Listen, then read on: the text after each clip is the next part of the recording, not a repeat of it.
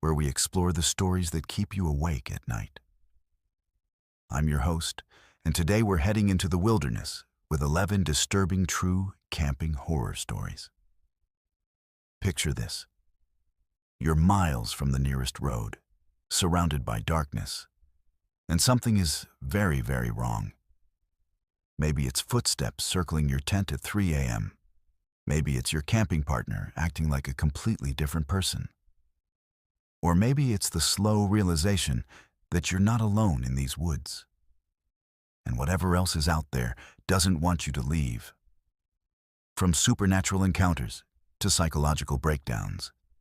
From deadly human threats to unexplained phenomena.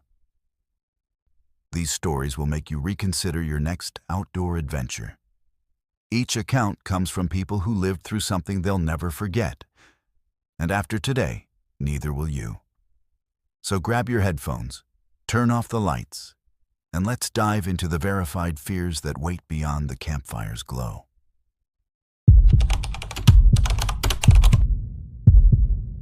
My name is Sky, and I've been a nature photographer for over 8 years.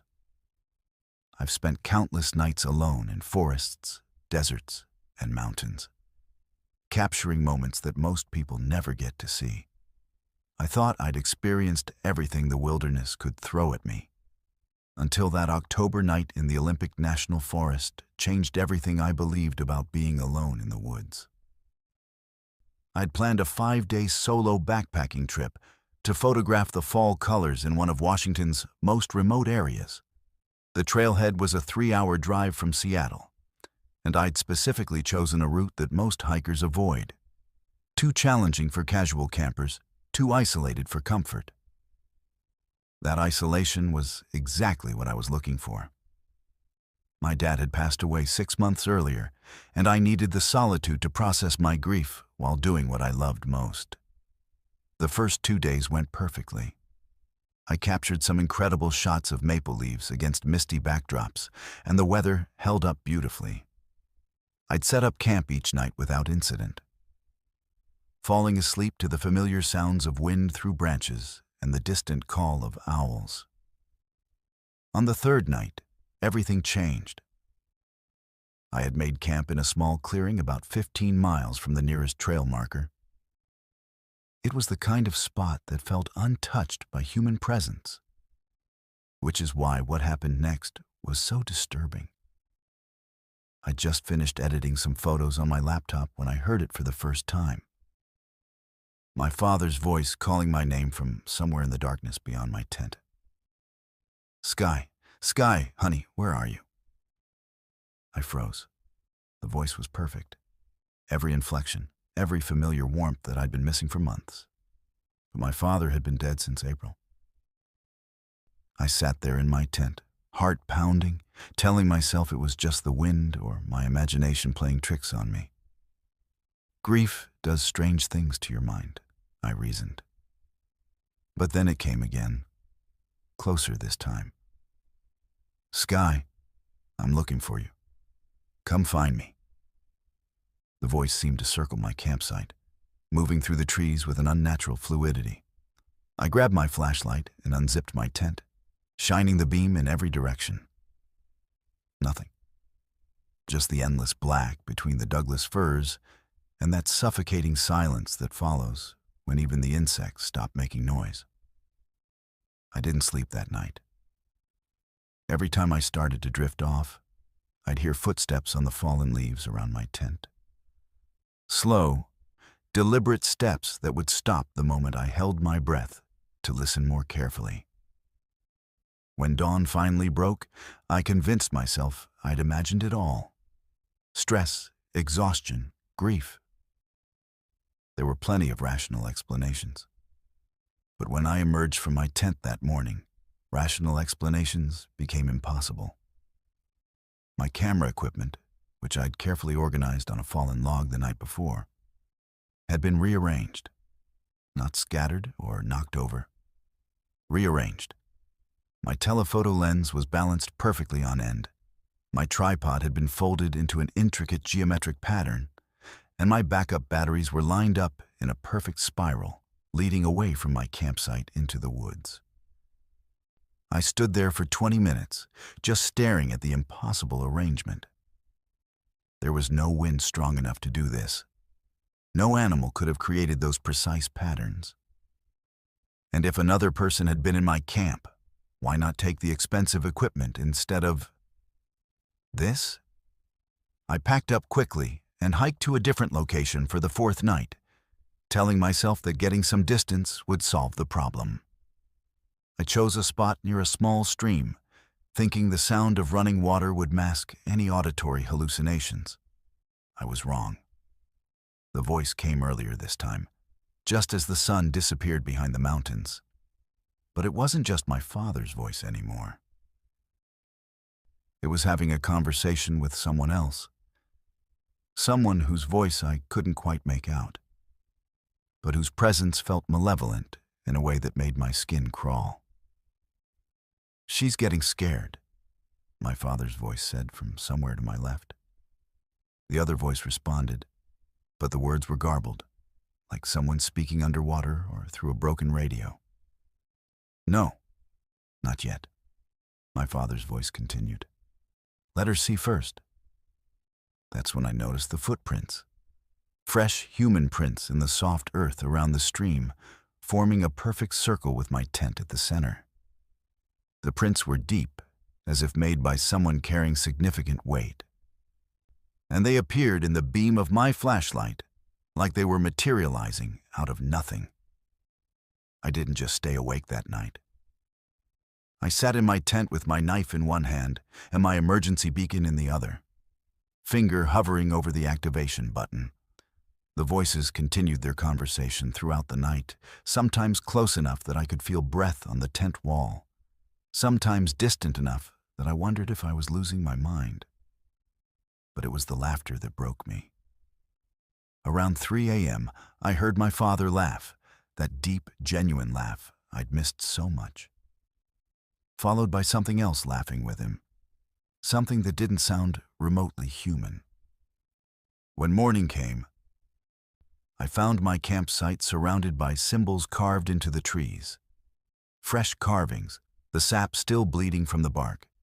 They weren't random scratches. They were deliberate geometric patterns that hurt to look at directly. And beneath each symbol, my name was carved in letters that perfectly matched my father's handwriting. I should have activated my emergency beacon then. I should have packed up and hiked out immediately. Instead, I did something that still haunts me. I started taking pictures. The photographer in me was fascinated by the impossibility of what I was documenting. I spent the entire morning photographing the symbols, the footprints, and the strange arrangements of my equipment that continued to appear overnight. It wasn't until I reviewed the photos on my camera's LCD screen that I saw them. Figures standing just at the edge of each frame.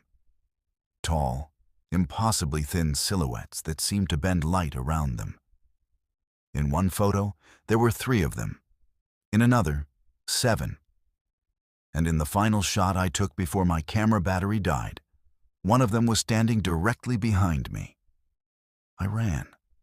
I left half my gear behind and ran through those woods like something was chasing me. And maybe something was. I could hear my father's voice calling after me, pleading with me to come back, telling me he'd missed me, that he just wanted to see me again. But underneath his words was that other voice, and it wasn't pleading. It was commanding. I made it to my car just as the sun was setting on what should have been my final night in the forest. My hands were shaking so badly I could barely get the key in the ignition. As I drove away, I looked in my rearview mirror one last time and saw a figure standing in the middle of the road behind me. Even from that distance, even in the growing darkness, I knew it wasn't my father. I developed the photos when I got home, and they're sitting in a drawer that I haven't opened since. The symbols, the footprints, the figures at the edges of the frames. It's all there. Physical proof of something that shouldn't exist. But the most disturbing photo is the last one, the one showing the figure behind me.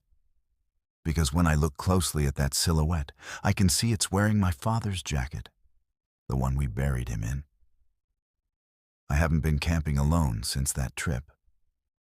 Hell, I barely go into the woods at all anymore. People ask me why I gave up nature photography, and I tell them I lost my passion for it. But that's not true. The truth is that I learned something in those Olympic forests that I can never unlearn. Sometimes the dead don't rest, and sometimes they're not the only things waiting in the darkness between the trees. Every now and then, usually on quiet nights when the wind is moving through the trees outside my apartment, I hear my father's voice calling my name. And I know that whatever I encountered in those woods followed me home. It's patient, whatever it is. It's waiting for me to come back to the wilderness, back to the places where the boundary between our world and whatever lies beyond grows thin. But I won't go back. Because I know now that my father's voice was just bait, and something else was pulling the strings. Something that's still out there, still calling my name, still waiting for the next photographer or hiker or camper who thinks they want to be alone in the woods. Trust me, you don't. My name is Darius, and I'm telling you this story because I need someone else to know what happened in those Kentucky woods 3 summers ago. I need someone to understand why I wake up in cold sweats, why I can't take my kids camping anymore, and why I've installed security cameras around every inch of my property. I was going through a messy divorce at the time, and my ex-wife had been limiting my time with our kids. Emma, who was 8, and Tyler, who had just turned 6. When I finally got them for a long weekend in July, I wanted to do something special, something that would help us bond and create good memories during such a difficult time in all our lives. I thought a camping trip to Mammoth Cave National Park would be perfect. I couldn't have been more wrong. We arrived at the campground on a Friday afternoon, and everything seemed normal. The site I'd reserved was tucked back in the woods, away from the main camping area. I'd specifically requested privacy because I wanted uninterrupted time with my children. The kids were excited, running around exploring while I set up our tent. Emma found a creek nearby where she could look for interesting rocks, and Tyler was fascinated by all the different bird sounds. For a few hours, I actually thought this trip might help heal some of the damage the divorce had done to our family. The first sign that something was wrong came around dinner time. We were roasting hot dogs over the fire when a man emerged from the tree line and just stood there, watching us. He was middle-aged, wearing dirty overalls and a baseball cap pulled low over his face. When I waved and called out a friendly greeting, he didn't respond. He just stood there for maybe 5 minutes, then turned and walked back into the woods without saying a word. "Who was that man, Daddy?" Emma asked, moving closer to me. "Just another camper, probably," I said. But something about the encounter felt off. The way he'd watched us wasn't curious or friendly. It was calculating, like he was studying us. That night, after the kids were asleep in the tent, I heard voices coming from the woods around our campsite. Multiple male voices, speaking in low tones that I couldn't quite make out. I grabbed my flashlight and stepped outside, calling out to ask if everything was okay. The voices stopped immediately, and when I shined my light toward where I'd heard them, I saw nothing but trees and shadows. I told myself I was being paranoid. Divorce stress, unfamiliar environment, probably just other campers having late-night conversations that carried through the woods. But I barely slept that night, and every rustle of leaves or snap of a twig had me reaching for the flashlight. Saturday morning brought more unsettling encounters. While the kids were playing by the creek, 2 different men approached our campsite. The first one, a thin guy with missing teeth and suspicious eyes, asked if we were planning to stay long. When I told him we'd be there until Sunday, he nodded slowly and said, "Might want to reconsider that." The second man was more direct. He walked right up to me while I was organizing our gear and said, "You're on our land. This is a designated campsite." I replied, trying to keep my voice calm. "I have a reservation." He laughed, but there was no humor in it.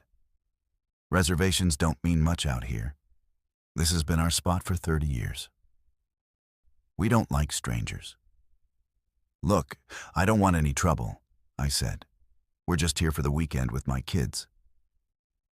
He looked over at Emma and Tyler, who were still playing by the water, and something in his expression made my blood run cold. "Pretty kids," he said. "Be a shame if something happened to them." That's when I should have packed up and left. But I was stubborn, and I'd promised my children this camping trip. I'd already felt like such a failure as a father during the divorce proceedings, and I couldn't bear to disappoint them again. So I stayed, but I made sure to keep the kids close to me for the rest of the day. Things escalated Saturday evening. Emma came running back from the creek, crying and refusing to tell me what was wrong. It took 20 minutes of gentle coaxing before she finally whispered, "There are scary things in the woods, Daddy." "What kind of scary things?" "Dead animals. But they're arranged, like someone put them that way on purpose." Against my better judgment, I let her lead me to what she'd found. About 50 yards from our campsite, hanging from tree branches and arranged on fallen logs, were the remains of various woodland creatures: squirrels, rabbits, a young deer. But Emma was right. They weren't just dead. They'd been positioned in deliberate patterns, some tied to branches with rope, others arranged in circles on the ground. The smell was overwhelming, and flies swarmed around the grotesque display. This wasn't natural predation or scavenging. Someone had created this macabre exhibition and given its proximity to our campsite. I was certain it was meant as a message, a warning, or maybe a threat. I herded the kids back to our tent and started packing immediately. "We're going to finish our camping trip at a hotel," I told them, trying to sound calm. "It'll be like an adventure." But as I was stuffing our sleeping bags into the car, Tyler tugged on my shirt. "Daddy, there are men watching us." I looked up and felt my heart stop. There were at least 6 of them standing at the edge of the tree line, partially hidden by the shadows, but clearly visible in the fading daylight. They weren't trying to hide anymore. They wanted us to see them. I picked up Tyler and grabbed Emma's hand. "Get in the car, now." That's when one of them stepped forward, the same man who told me we were on their land. "Leaving so soon," he called out. The fun was just getting started. I didn't respond. I just made sure my kids were buckled in and started the engine. But as I began to back out of the campsite, more figures emerged from the woods. They weren't blocking the road exactly, but they were positioned so that I'd have to drive very close to them to get out. "Daddy, I'm scared," Emma whispered from the back seat. "It's going to be okay," I told her, but my hands were shaking on the steering wheel. As we drove past the group of men, one of them slapped the side of my car. Another one laughed and shouted something about city folks that I won't repeat in front of my kids. But it was what happened next that still gives me nightmares. My headlights illuminated the road ahead as we finally cleared the campground. And there, spray painted on the asphalt in large red letters, were the words, "We know where you live." I drove for 3 hours straight, not stopping until we reached a well-lit hotel in Louisville. The kids thought it was exciting, staying in a hotel with a pool and room service. They had no idea how close we'd come to something terrible. But the story doesn't end there. 2 weeks after we got home, I found dead animals arranged in my backyard. The same deliberate patterns we'd seen in the woods. My security cameras caught nothing. Whoever did it knew exactly where the blind spots were. The police said it was probably just kids playing pranks, but I knew better. A month later, my ex-wife called me, panicked. Someone had been asking questions about Emma and Tyler at their school. A man matching the description of one of the men from the campground, claiming to be a family friend, and wanting to know what time they got out of class. That's when I hired a private investigator. What he found made my blood run cold. The area where we'd camped wasn't just popular with locals who didn't like outsiders. It was a known dumping ground. 3 families had gone missing in that region over the past 15 years. The official explanation was always that they'd gotten lost in the extensive cave system. But the PI found evidence suggesting something far more sinister. I moved my family to a different state after that. New jobs, new schools, new names on the lease. I told everyone it was for better career opportunities. But the truth is, I was terrified that those men would follow through on their implied threats. Sometimes I wonder what would have happened if we'd stayed that second night. If I hadn't been paranoid enough to pack up when I did. The thought keeps me awake more nights than I care to admit. I'm sharing this story because I want other parents to trust their instincts. If something feels wrong, if people are making threats, if you find disturbing displays meant to intimidate you, if your children are scared, don't try to tough it out. Don't worry about disappointing anyone or proving you're not easily intimidated. Just leave. Pack up and leave, because some camping trips aren't worth the risk, and some people in the woods aren't there to enjoy nature. They're there for much darker reasons, and they're willing to do whatever it takes to protect their territory. My kids still ask me when we can go camping again. I tell them maybe next year when they're older. But the truth is, I don't think I'll ever feel safe taking them into the wilderness again. Because I know now that the most dangerous predators in the woods walk on 2 legs, and they're not afraid to target families. Trust me, it's not worth finding out what they're capable of. My name is Clementine, and until 3 years ago, I thought I knew what fear was. I was wrong. Real fear isn't the adrenaline rush you get from a horror movie, or the momentary startle of something jumping out at you. Real fear is the slow, creeping realization that you're trapped somewhere with something that shouldn't exist. And there's absolutely nothing you can do about it. I was 22 and desperately needed money for college tuition when I took the job as a seasonal campground host at Whispering Pines State Park in Montana. It was a remote position. The nearest town was 45 minutes away.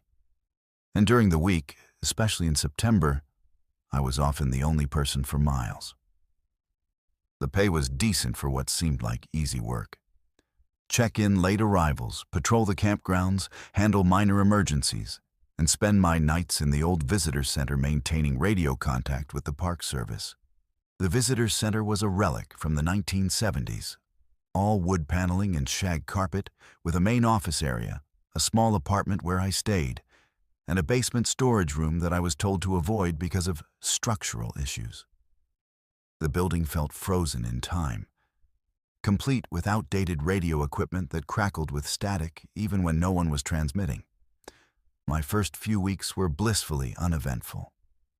I spent my days reading textbooks, my evenings checking on the handful of campers, and my nights listening to music while monitoring the emergency radio channel. It was peaceful, almost meditative.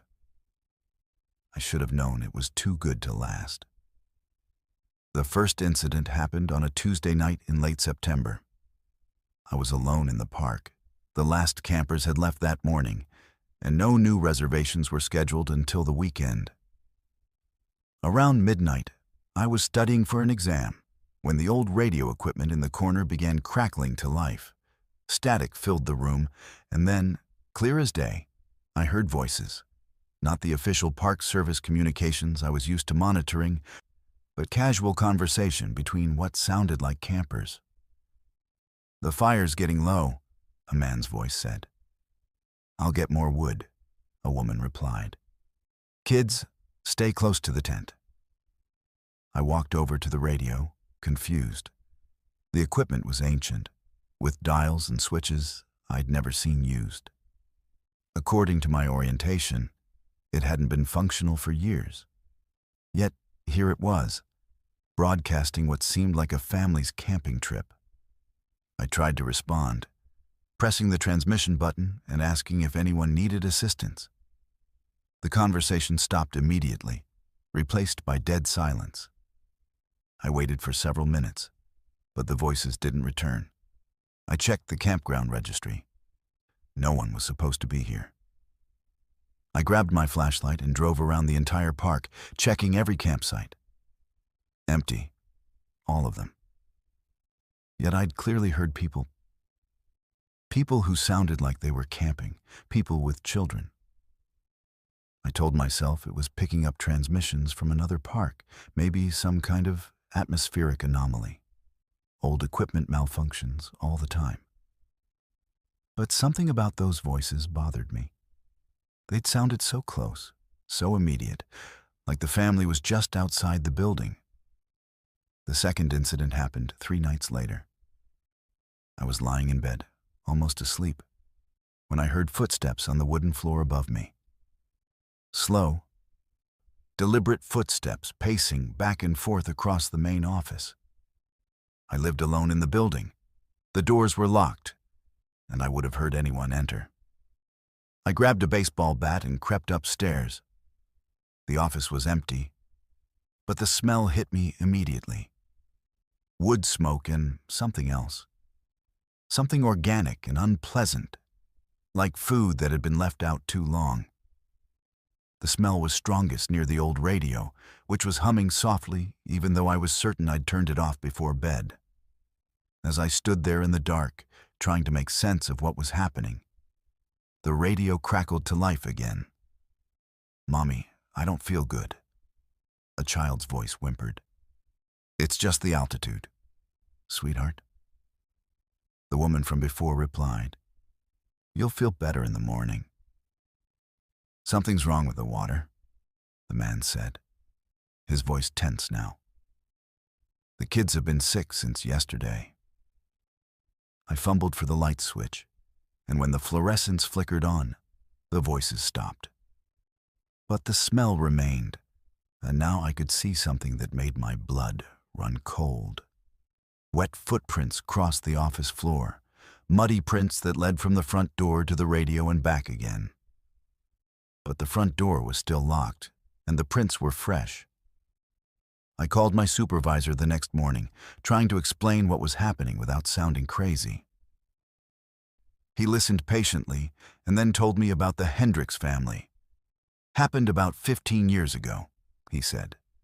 "Family of 4 parents and 2 young kids. They were camping in Site 12 when they got sick. Food poisoning, we think, maybe from contaminated water. They tried to radio for help, but there was a storm that night, and the transmission never got through. By the time other campers found them 3 days later, it was too late. All 4 of them died. Died from food poisoning. The official cause was dehydration and complications from severe gastrointestinal distress. But between you and me, it was bad. Really bad. The kids, especially." He paused. "Look, some of the old-timers say weird things happen at that park. Equipment malfunctions, strange sounds, that kind of thing. It's probably just the isolation getting to you. Happens to everyone who works alone out there." But I knew it wasn't isolation. That night, I decided to stay awake and see what happened. I positioned myself in the office with a clear view of the radio and waited. Just after 2 a.m., the temperature in the room dropped noticeably. I could see my breath in the suddenly frigid air. The radio began its familiar crackling, but this time the voices were different, weaker, more desperate. "Please," the man's voice gasped. "We need help. My wife. The kids. David, I can't move," the woman whispered, her voice barely audible. "Everything hurts." "Daddy, make it stop," one of the children cried. "Please make it stop." The desperation in their voices was heartbreaking. These weren't just random transmissions. This was a family dying, crying out for help that would never come. And somehow, their final moments were being broadcast through equipment that shouldn't work, 15 years after their deaths. I tried to respond, to tell them help was coming, even though I knew it was impossible. But when I pressed the transmission button, something else answered. "No help is coming," a different voice said. A cold, clinical voice that didn't belong with the family. "No one can hear you. No one will find you in time." The family's voices became more panicked, the children crying harder, the parents pleading with increasing desperation. But that other voice kept responding, taunting them, telling them they were going to die alone and forgotten. I realized with growing horror that I wasn't just listening to their final hours. I was listening to them being tormented by something malevolent, something that had fed on their suffering and was still feeding on it, replaying their agony night after night. That's when I noticed the security monitor. The visitor center had an old surveillance system with cameras positioned around the building and throughout the campground. Most of the screens showed empty darkness. But camera 12, the one focused on campsite 12, where the family had died, showed something impossible. 4 figures sat around a campfire that wasn't there. I could see them clearly on the monitor. A man, a woman, and 2 small children. They were pale, translucent, but undeniably present. The children were holding their stomachs, rocking back and forth in obvious pain. The parents kept looking around frantically, as if searching for help that would never arrive. But there was a 5th figure standing just outside the circle of firelight. Tall, dark, and wrong in a way that made me physically nauseous to look at. It wasn't moving, just watching the family suffer with what seemed like satisfaction. The voices on the radio became more frantic, the family begging for help as their condition worsened. And that terrible 5th voice kept responding, promising them that their pain was only beginning. I couldn't take it anymore. I ran outside, jumped in my truck, and drove straight to campsite 12. But when I got there, it was empty. No fire, no figures, no evidence that anyone had ever been there. Just an empty campsite under the stars. When I returned to the visitor center, the radio was silent, and the security monitor showed nothing but darkness. But written in the condensation on the office window, in what looked like a child's handwriting, was a single word: help. I quit the next morning. I didn't give 2 weeks' notice or explain my reasons beyond personal emergency. I just packed my things and left, driving straight through to my parents' house 3 states away. But the story doesn't end there. 6 months later, I read in the local newspaper that my replacement had also quit suddenly, claiming the job was unsuitable. Then another host quit after just 2 weeks. The Park Service eventually closed the position, citing budget constraints. But I know the real reason. Sometimes, late at night when the house is quiet, I still hear them. The radio in my apartment will crackle with static, and I'll catch fragments of those desperate voices calling for help that will never come. And sometimes, just sometimes, I hear that fifth voice too, the one that delighted in their suffering. It whispers my name now, telling me that I should have helped them, that I abandoned them just like everyone else. I know it's impossible. I know there was nothing I could have done for a family that died 15 years before I was even born. But logic doesn't help when you're lying in bed at 3 a.m., listening to dead children cry for their mother while something evil laughs in the background. The worst part is knowing they're still there, still suffering, still calling out on that radio every night. And somewhere in those Montana woods, that thing is still watching, still feeding on their eternal agony. I've never been camping since then. I can't even listen to a regular radio without feeling sick to my stomach. Because I know now that some voices carry across more than just distance. They carry across death itself, trapped forever in their final moments of terror. And sometimes, if you're unlucky enough to hear them, they'll follow you home.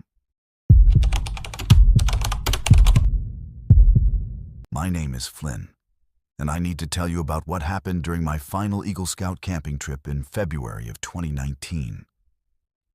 I need someone to understand why I wake up screaming, why I can't look at snow without feeling sick, and why 3 families lost their sons in the Adirondack Mountains that winter. The official report blamed equipment failure and severe weather conditions. But that's not what really happened up there. The truth is so much worse than anyone could imagine. I was 19, just a few months away from aging out of the scouting program, when our troop decided to do one last winter survival exercise in upstate New York. It was meant to be the ultimate test, 5 days in the wilderness during the harshest time of year, relying only on basic supplies and our training. Our scoutmaster, Mr. Garrison, had been planning this trip for months, talking about how it would separate the men from the boys and give us stories to tell for the rest of our lives. He was right about the stories part, though not in the way he intended. There were 6 of us making the trip. Myself, Marcus, who'd been my best friend since we were cubs, Jake, a quiet kid who was brilliant with maps and navigation, Tommy, our resident comedian who could find humor in anything, Brandon, the natural athlete who never seemed to get tired, and Alex, the youngest at 17, but probably the most skilled outdoorsman among us. Mr. Garrison rounded out our group, a man we'd trusted implicitly for years, who taught us everything we knew about surviving in the wilderness. The first day went exactly as planned. We hiked 8 miles to our designated campsite, a remote clearing near a frozen lake that was supposed to be completely isolated from other hikers. The weather was cold but manageable, and we worked together to set up our shelters and establish a base camp. Mr. Garrison praised our efficiency and teamwork, and for a while, it felt like the perfect capstone to years of scouting adventures. The problems began on the second morning when we discovered our food cache had been contaminated. The sealed containers we'd packed with carefully calculated rations were filled with a black, moldy substance that smelled like death itself. At first, we thought it was just bad luck. Maybe the containers had been damaged during transport, or we'd somehow stored them incorrectly. But when we opened every single container and found the same revolting mess, we realized something was seriously wrong. "This isn't possible," Jake said, holding up a can of beans that had somehow been opened and refilled with the same putrid substance. These cans were sealed when we packed them. Mr. Garrison examined the ruined food with an expression I'd never seen on his face before. Not concern or frustration, but something that looked almost like satisfaction. "Well, boys," he said with an odd smile, "looks like we'll be testing your real survival skills sooner than expected." We had emergency rations that were supposed to last us 1 day in case of extreme circumstances. With careful rationing, we might stretch them to 2 days. But we were 3 days away from our pickup point, and the weather forecast called for a major blizzard starting that evening. For the first time in my years of scouting, I felt genuine fear. That night, as the storm began to intensify, Marcus started acting strangely.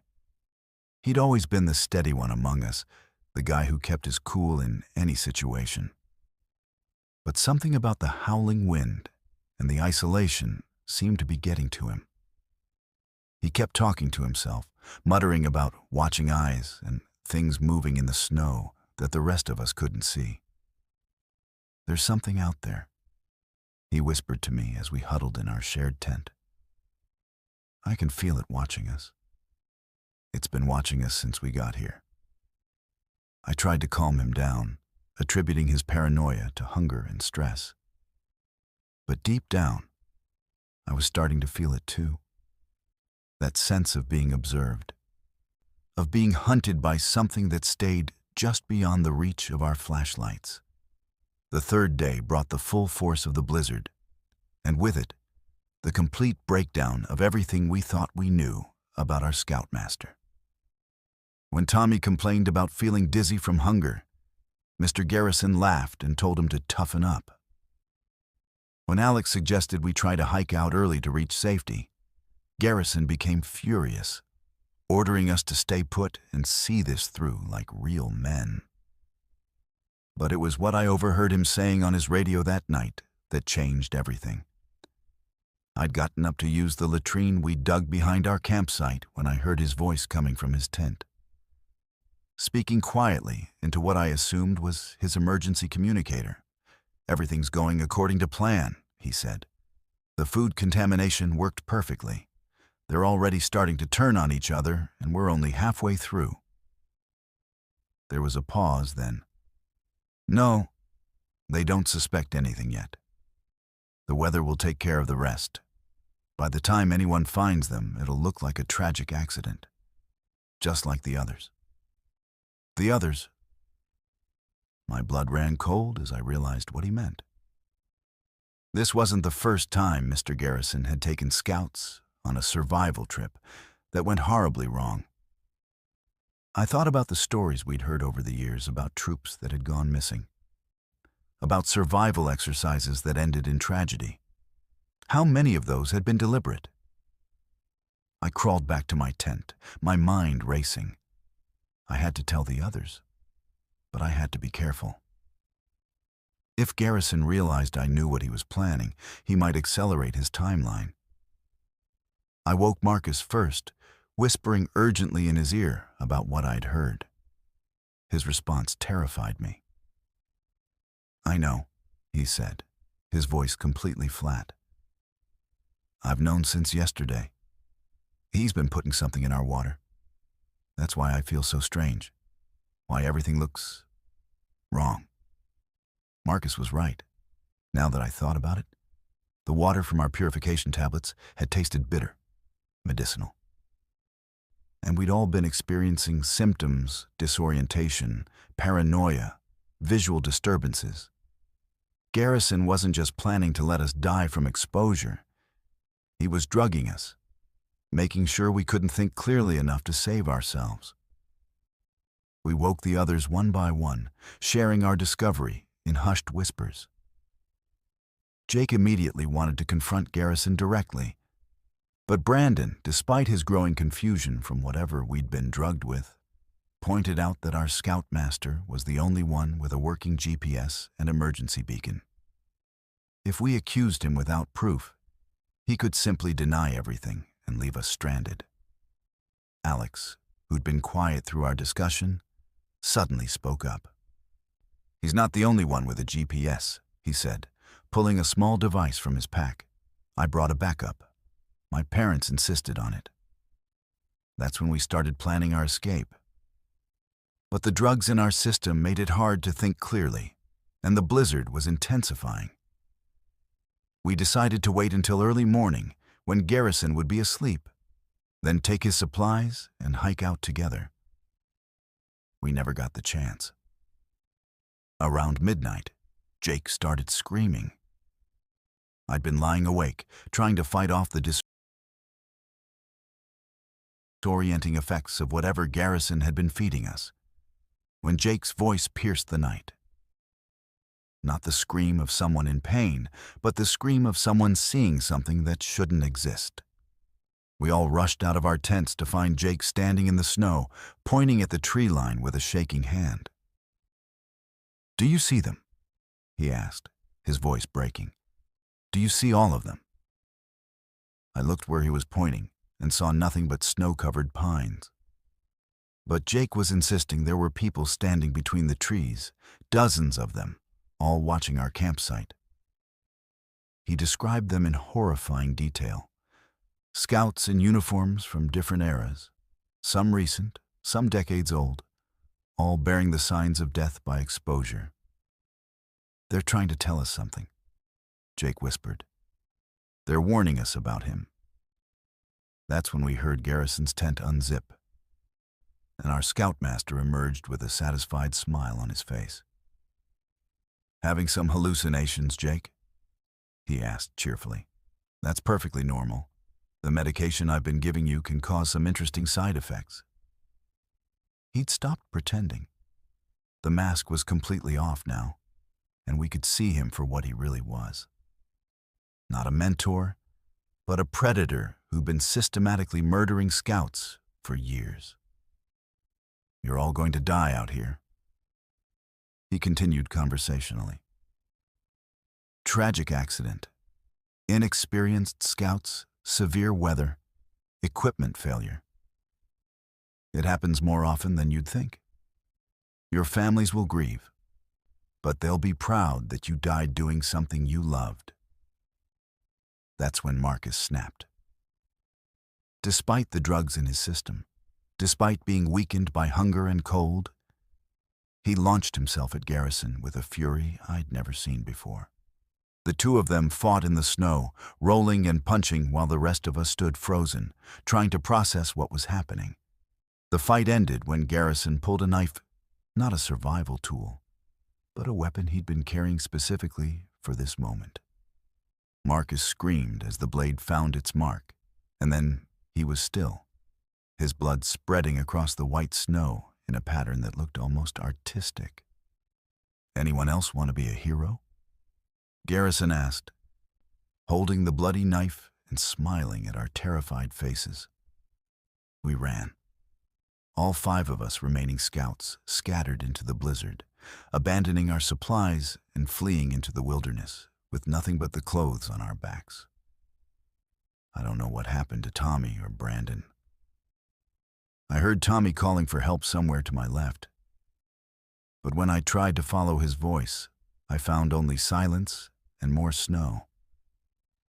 Alex and I stayed together, using his backup GPS to navigate toward the nearest road. It took us 18 hours of continuous hiking through the worst blizzard I'd ever experienced. But we made it. Frostbitten, hypothermic, and barely conscious, but alive. The rescue teams found Tommy's body 3 days later. Brandon was never found, and neither was Mr. Garrison. The official report stated that Marcus had died from an accidental knife wound during a survival exercise gone wrong, and that Garrison had died heroically trying to save the other scouts. But I know the truth. And sometimes, on nights when the wind is howling and I can't sleep, I think I can hear Jake calling to me from somewhere in those mountains. He's trying to warn me about something, just like those other scouts he saw in the trees. All the boys who trusted their scoutmaster and learned too late that some predators wear uniforms and merit badges. Alex moved to California after the incident and won't talk to me anymore. He says it's too painful to remember, but I think he's afraid that talking about it will somehow bring Garrison back into our lives. Maybe he's right. Maybe some secrets are better left buried under the snow. But I had to tell someone, because somewhere out there Garrison might still be alive, still taking young men on camping trips they'll never return from. And those boys deserve better than to disappear without anyone knowing the truth about what really happened to them. If you ever meet a scoutmaster who talks about separating the men from the boys, who plans extreme survival exercises in isolation, who smiles just a little too much when things go wrong, run. Don't trust him. Don't follow him into the wilderness, and don't let him convince you that real men face their fears alone. Because some fears are meant to be survived, and some men aren't men at all. My name is Lyra, and I'm 41 years old. 6 months ago, I would have described myself as a rational person. A tax attorney from Phoenix who believed in facts, evidence, and logical explanations for everything. I would have laughed at ghost stories and dismissed tales of supernatural encounters as products of overactive imaginations or psychological stress. But that was before my solo retreat to Joshua Tree National Park, before I lost 3 days of my life and found photographs on my camera that I never took. Now I know that some experiences can't be explained away, and some mysteries are better left unsolved. I'd been going through a particularly ugly divorce that spring. 20 years of marriage had dissolved into a bitter legal battle over assets, custody of our teenage daughter, and accusations that had torn apart not just my marriage, but my entire sense of self. My lawyer recommended I take some time away to clear my head before the final settlement negotiations, so I planned a week-long solo camping trip to Joshua Tree. I'd been there once before, years earlier, and remembered finding peace among the strange rock formations and twisted trees. I thought it would be the perfect place to reconnect with myself and figure out what I wanted my life to look like moving forward. I arrived at the park on a Tuesday in early April, when the desert was still cool enough for comfortable hiking, but warm enough for pleasant nights under the stars. I'd reserved a backcountry campsite in a remote area called Lost Horse Valley, accessible only by a rough dirt road and a 2-mile hike from the nearest parking area. The isolation was exactly what I was seeking. No cell phone service, no distractions. Just me and the vast desert silence. The first 2 days went exactly as I'd hoped. I spent my mornings hiking among the iconic Joshua trees, photographing the surreal landscape and writing in my journal. The afternoons I dedicated to reading and meditation, trying to process the emotional wreckage of my failed marriage. The nights I spent lying on my sleeping bag, staring up at stars that seemed impossibly bright in the clear desert air. For the first time in months, I felt genuinely peaceful. Everything changed on Thursday night. I'd gone to sleep around 10 o'clock, exhausted from a long day of hiking. The next thing I remember is waking up Friday morning. Not in my tent, not even at my campsite, but lying on a flat rock formation about 3 miles away, wearing only my underwear and a t-shirt. My feet were cut and bleeding, as if I'd walked across the rough desert terrain barefoot in the dark. My arms and legs were covered in scratches from Joshua tree spines and desert brush. Most disturbing of all, I had absolutely no memory of how I'd gotten there. I spent the entire morning trying to make sense of what had happened.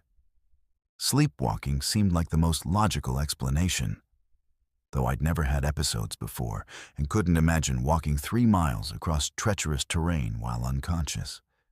The cuts on my feet suggested I'd been awake and mobile, but the complete absence of memory was terrifying.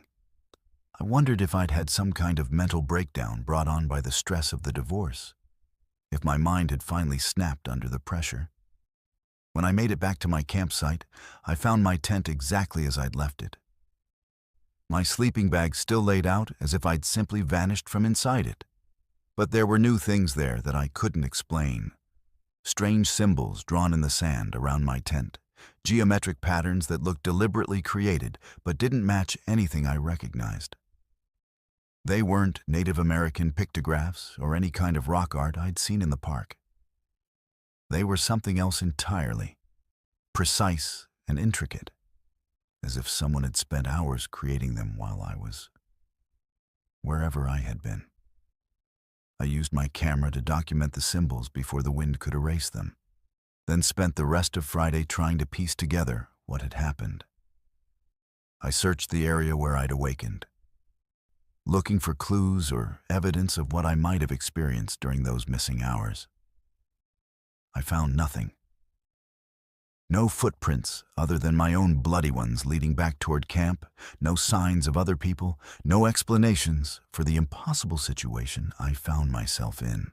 That night, I was determined to stay awake and see if I could catch myself in the act of whatever had happened before. I sat outside my tent with my back against a boulder, fighting sleep and monitoring my surroundings. Around midnight, I started feeling drowsy despite my best efforts to remain alert. The last thing I remember is the stars seeming to pulse and swirl above me, forming patterns that hurt to look at directly. I woke up Saturday morning in yet another impossible location, this time on top of a rock formation that would have required technical climbing equipment to reach. I was fully clothed this time, but my camera was missing, and there were new symbols carved into the rock beneath me. Not drawn in sand like before, but actually carved into solid stone with precision that would have taken professional tools and hours of work. The symbols were more complex this time, interconnected patterns that seemed to shift and change when I looked at them from different angles.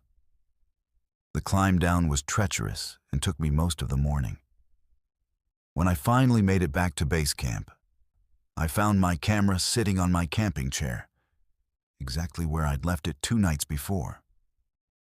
But when I checked the memory card, there were dozens of new photographs that I had no memory of taking. The images were deeply disturbing. They showed me in various locations around the desert, but I looked different in each one. Sometimes sleeping, sometimes standing with my arms raised toward the sky, sometimes sitting in meditation poses among rock formations I'd never visited. In several photos, I appeared to be interacting with things that weren't visible in the frame, reaching toward empty air or responding to unseen presences. My expressions in these photos ranged from peaceful to terrified to completely blank, as if I wasn't fully present in my own body. But the most unsettling photographs were the ones taken at night. These showed me walking across the desert landscape under starlight. But the sky in these images was wrong. The constellations were in impossible configurations, and there were additional celestial objects, visible structures or lights that didn't belong in Earth's night sky. In one particularly disturbing image, I was standing with my arms outstretched while beams of light descended from above, illuminating symbols that covered every inch of the ground around me. The metadata on the photographs confirmed they'd been taken during my missing time periods, but the locations shown were places I'd never been, some of which looked like they might not even exist within the park boundaries. The technical quality of the photos was also impossible. They were taken with exposure settings and equipment configurations that my camera wasn't capable of achieving automatically. I packed up and left immediately. I'd planned to stay until Sunday, but the combination of lost time, mysterious symbols, and photographs I couldn't explain had me terrified of what might happen if I experienced another episode. The drive back to Phoenix was a blur of confusion and growing panic as I tried to make sense of what I'd experienced. The story should have ended there, but it didn't. Over the next few weeks, I continued finding new photographs on my camera's memory card, images that appeared overnight despite the camera being locked in a desk drawer in my home office. These new photos showed my house, my neighborhood, even my workplace, all taken from impossible angles and elevations. They documented my daily routines with disturbing accuracy, as if something was monitoring my every movement. I sought help from a therapist who specialized in trauma and dissociative disorders. She suggested I might be experiencing fugue states triggered by the stress of my divorce and recommended medication and intensive therapy. I wanted to believe her explanation, wanted to accept a rational diagnosis that would make sense of my experiences. But the photographs kept appearing, and they showed things that couldn't be explained by psychology or medication. The final image appeared on my camera 3 weeks after returning from Joshua Tree. It showed me sleeping in my own bed, taken from directly above as if the photographer had been floating near my ceiling. But that wasn't what made me scream when I saw it. It was what was visible in the background, dozens of symbols carved into my bedroom walls, the same geometric patterns I'd found in the desert, glowing faintly in the darkness around my sleeping form. I checked my walls immediately. They were unmarked, painted white exactly as they'd always been. But when I turned off the lights and used my phone's flashlight, I could see faint traces of the symbols, barely visible scratches in the paint that matched the patterns from the photograph perfectly. I moved out of my house the next day. I finished my divorce proceedings through my lawyer and relocated to a different state, telling everyone it was for a fresh start after my marriage ended. But the truth is, I was running from something I couldn't understand or explain, something that had followed me home from the desert and was documenting my life with impatience and precision that felt distinctly inhuman. I still have the photographs. They're stored on a hard drive in a safety deposit box that I visit once a month to make sure nothing new has been added. So far, the additions have stopped. But I know that whatever I encountered in Joshua Tree is still out there. Sometimes I dream about those missing days, fragments of memories that feel more real than my waking life. In these dreams, I'm not alone in the desert. There are others with me, other people who look lost and confused, all of us participating in something we don't understand under a sky that belongs to a different world entirely. I've never returned to Joshua Tree, and I never will. But sometimes, on clear nights, when the stars are particularly bright, I can feel something watching me from a great distance. Something patient and alien. Something that marked me during those lost days and is waiting for the right time to collect whatever debt I incurred during my visit to its domain. The divorce was finalized 6 months ago. I got everything I wanted in the settlement. Rebuilt my life exactly as I'd planned during those first peaceful days in the desert. But I know now that some prices are paid in ways we never expect, and some retreats take us to places we were never meant to visit. If you're ever planning a solo trip to the desert, especially if you're emotionally vulnerable or seeking spiritual experiences, be careful what you open yourself up to, because something out there is waiting for people like us, people who are lost, people who are searching for meaning, people who are desperate enough to accept guidance from sources they can't identify or understand. And once it finds you, once it marks you with its symbols and fills your camera with impossible images, you'll never truly be alone again. My name is Chandler, and I'm 45 years old. For most of my adult life, I've been running from memories I couldn't fully access. Fragments of something terrible that happened when I was 15. I thought I'd successfully buried the past until last summer, when I decided to take my teenage son Alex on a father-son camping trip to the same lake in northern Michigan, where my family used to vacation when I was a kid.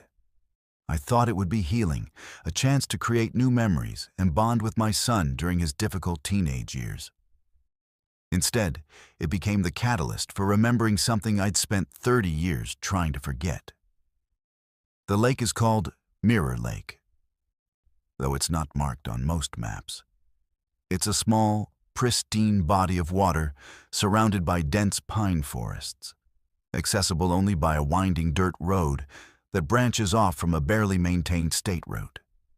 My parents had brought me there every August throughout my childhood, renting the same rustic cabin on the North Shore. Those were some of my happiest memories. Fishing with my dad, swimming with my younger brother Danny, roasting marshmallows around campfires that seemed to burn with magical light in my child's imagination. But something had gone wrong during our final trip there in August of 1994.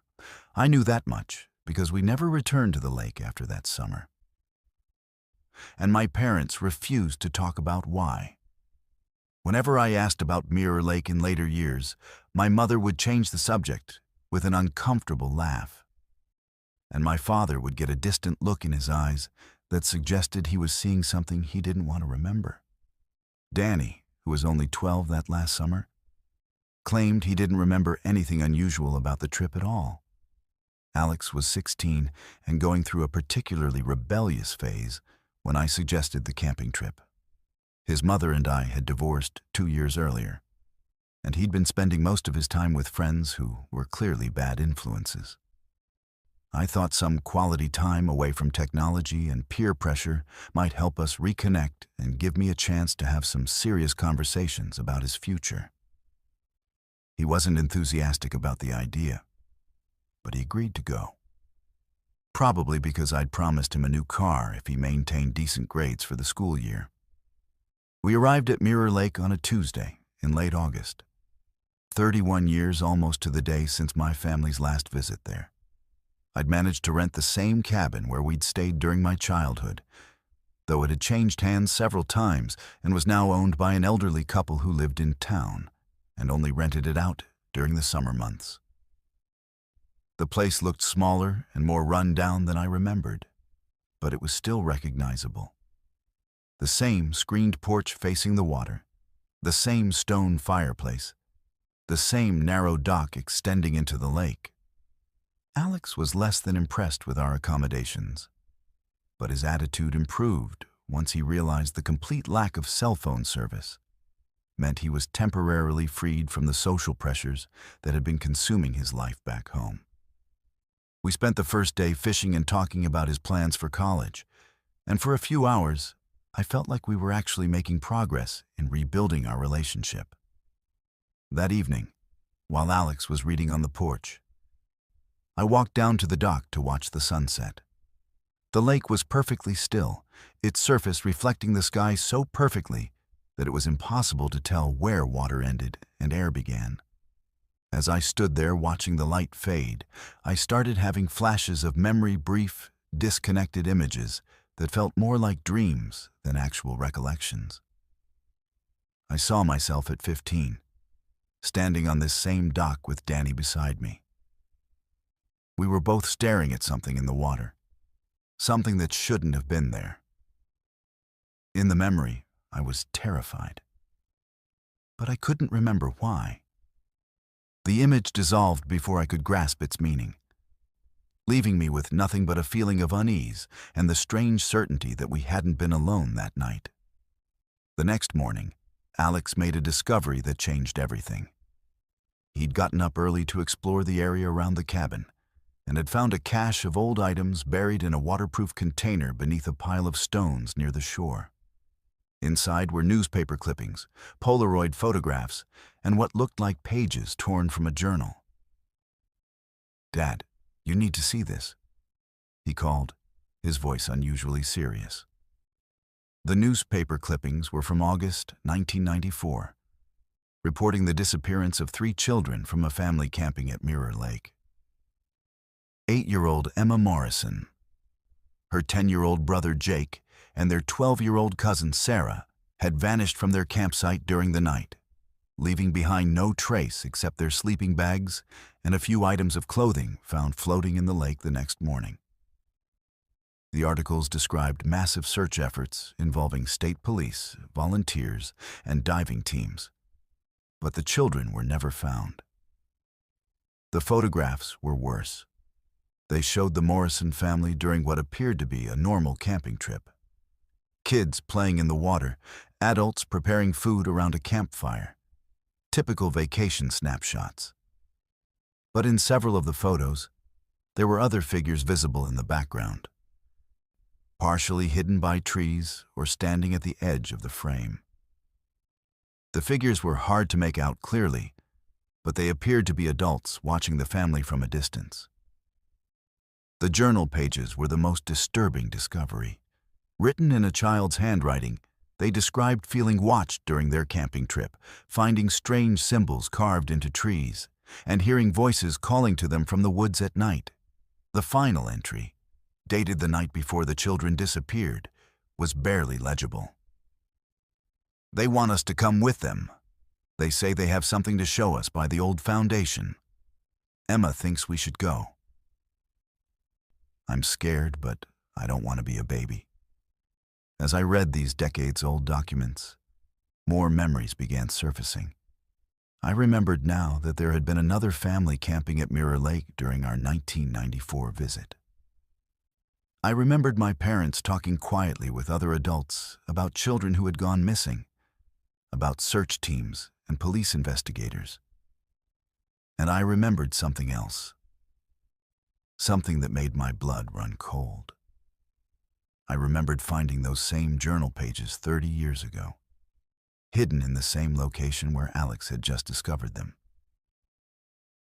I remembered my 15-year-old self reading about the Morrison children and recognizing the old foundation they'd mentioned in their final entry. There had been ruins of some kind in the woods, the remains of a structure that predated the summer cabins. And I remembered that Danny and I had planned to explore those ruins the night before we were scheduled to leave. The memories came flooding back now, pieces of a puzzle I'd been unable to solve for 3 decades. Danny and I had snuck out of the cabin after our parents went to sleep, following a trail through the woods that led to the foundation mentioned in the journal. We'd found it easily, a rectangular depression in the ground, surrounded by crumbling stone walls, overgrown with moss and weeds. But we hadn't been alone there. There had been people waiting for us, adults who emerged from the shadows between the trees as we approached the ruins. They'd known we were coming, had been expecting us. In my recovered memory, I could see them clearly now. 3 men and 2 women, all middle-aged, all wearing clothes that seemed decades out of date. They'd smiled at us with expressions that were meant to be friendly, but felt wrong in ways I couldn't articulate. "We've been waiting for you, boys," one of the women had said. "The others told us you'd be curious about this place." The others. She was referring to the Morrison children, I realized now. They'd been there too, standing behind the adults with vacant expressions and eyes that didn't quite focus on anything. They looked wrong somehow, like photographs that had been slightly overexposed, their edges blurred and indistinct. "Come closer," one of the men had said. "We want to show you something special, something that will help you understand why this place is so important." That's when Danny had grabbed my arm and whispered, "Something's wrong. We need to leave." But I'd been transfixed by the scene, unable to move or think clearly. The adults had started walking toward us, and the Morrison children had followed, their movements synchronized in a way that human beings don't naturally move. I remembered running then, crashing through the underbrush with Danny beside me, both of us terrified by something we couldn't name or understand. We'd made it back to the cabin without being followed, but we'd spent the rest of the night huddled together in our beds, too scared to sleep and too confused to explain to each other what we'd experienced. The next morning, our parents had packed up and left earlier than planned, citing some family emergency that I now realized had never existed. They'd driven us away from Mirror Lake in unusual silence, and we'd never spoken about what had happened in the woods. As these memories solidified in my mind, Alex was studying the photographs we'd found with increasing alarm. "Dad," he said quietly, Look at this one. The photograph showed the Morrison family gathered around their campfire on what must have been their final evening. But standing at the very edge of the frame, barely visible in the shadows, were two figures that I recognized with growing horror. They were Danny and me at 15, watching the doomed family from the tree line just hours before they disappeared. "We were there," I whispered. "We saw it happen." But that wasn't the worst revelation. As I studied the photograph more closely, I realized that the adults who had confronted us at the foundation were also visible in the picture, scattered throughout the background like predators stalking prey. They'd been watching the Morrison family just as they'd later watched for Danny and me. I understood now why my parents had left so abruptly, why they'd never wanted to discuss that final trip to Mirror Lake. They'd realized we'd witnessed something terrible, something that connected us to the disappearance of 3 children. They'd gotten us away from the lake before we could become victims ourselves. But they'd never been able to explain the danger without revealing how close we'd come to sharing the Morrison children's fate. Alex was staring at me with a mixture of fear and confusion. "Dad, what happened to those kids?" I didn't have an answer for him, but I knew we couldn't stay at the lake any longer.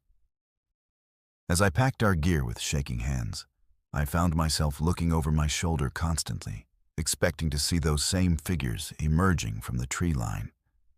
The adults who had tried to lure Danny and me to join them 30 years ago, who had somehow claimed the Morrison children as their own. We left Mirror Lake that afternoon, just as my parents had done in 1994. But as we drove away, I caught a glimpse in my rearview mirror of figures standing on the dock where I'd been the night before. They were too distant to make out clearly, but something about their posture suggested they were watching us leave with disappointment. Alex asked me what had really happened during that camping trip 30 years ago, but I couldn't bring myself to tell him the whole truth. How could I explain that some places exist outside normal reality, that some disappearances can't be solved by police investigations or search teams? How could I tell my son that 3 children had been taken by something that defied rational explanation, and that we'd almost joined them? I've never returned to Mirror Lake, and I never will. But sometimes, late at night, I dream about that stone foundation in the woods and the people who gather there. In these dreams, the Morrison children are still waiting, still trying to lure new victims to join their eternal vigil. And sometimes I wonder if the only reason Danny and I escaped was because we were meant to survive, meant to remember, meant to carry the secret of what really happened at Mirror Lake for the rest of our lives. The newspaper clippings and photographs are locked in my safe deposit box now, evidence of something that should be investigated but never will be. Because some truths are too dangerous to reveal, and some mysteries are better left unsolved. If you ever find yourself camping near a remote lake where children have disappeared, trust your instincts and leave immediately. Don't let curiosity override your survival instincts, and don't trust adults who smile too widely and promise to show you something special in the woods, because some invitations are meant to be refused, and some secrets come with a price that no one should have to pay. My name is Elle, and I'm 26 years old. 2 months ago, I would have described my boyfriend Marcus as the most stable, loving man I'd ever known. We'd been together for 3 years, and I was starting to think about marriage, about building a life with someone who understood me completely. That was before our anniversary camping trip to the Great Smoky Mountains, before we found the cabin that should have been demolished decades ago, and before I learned that some places have the power to change people in ways that can't be undone.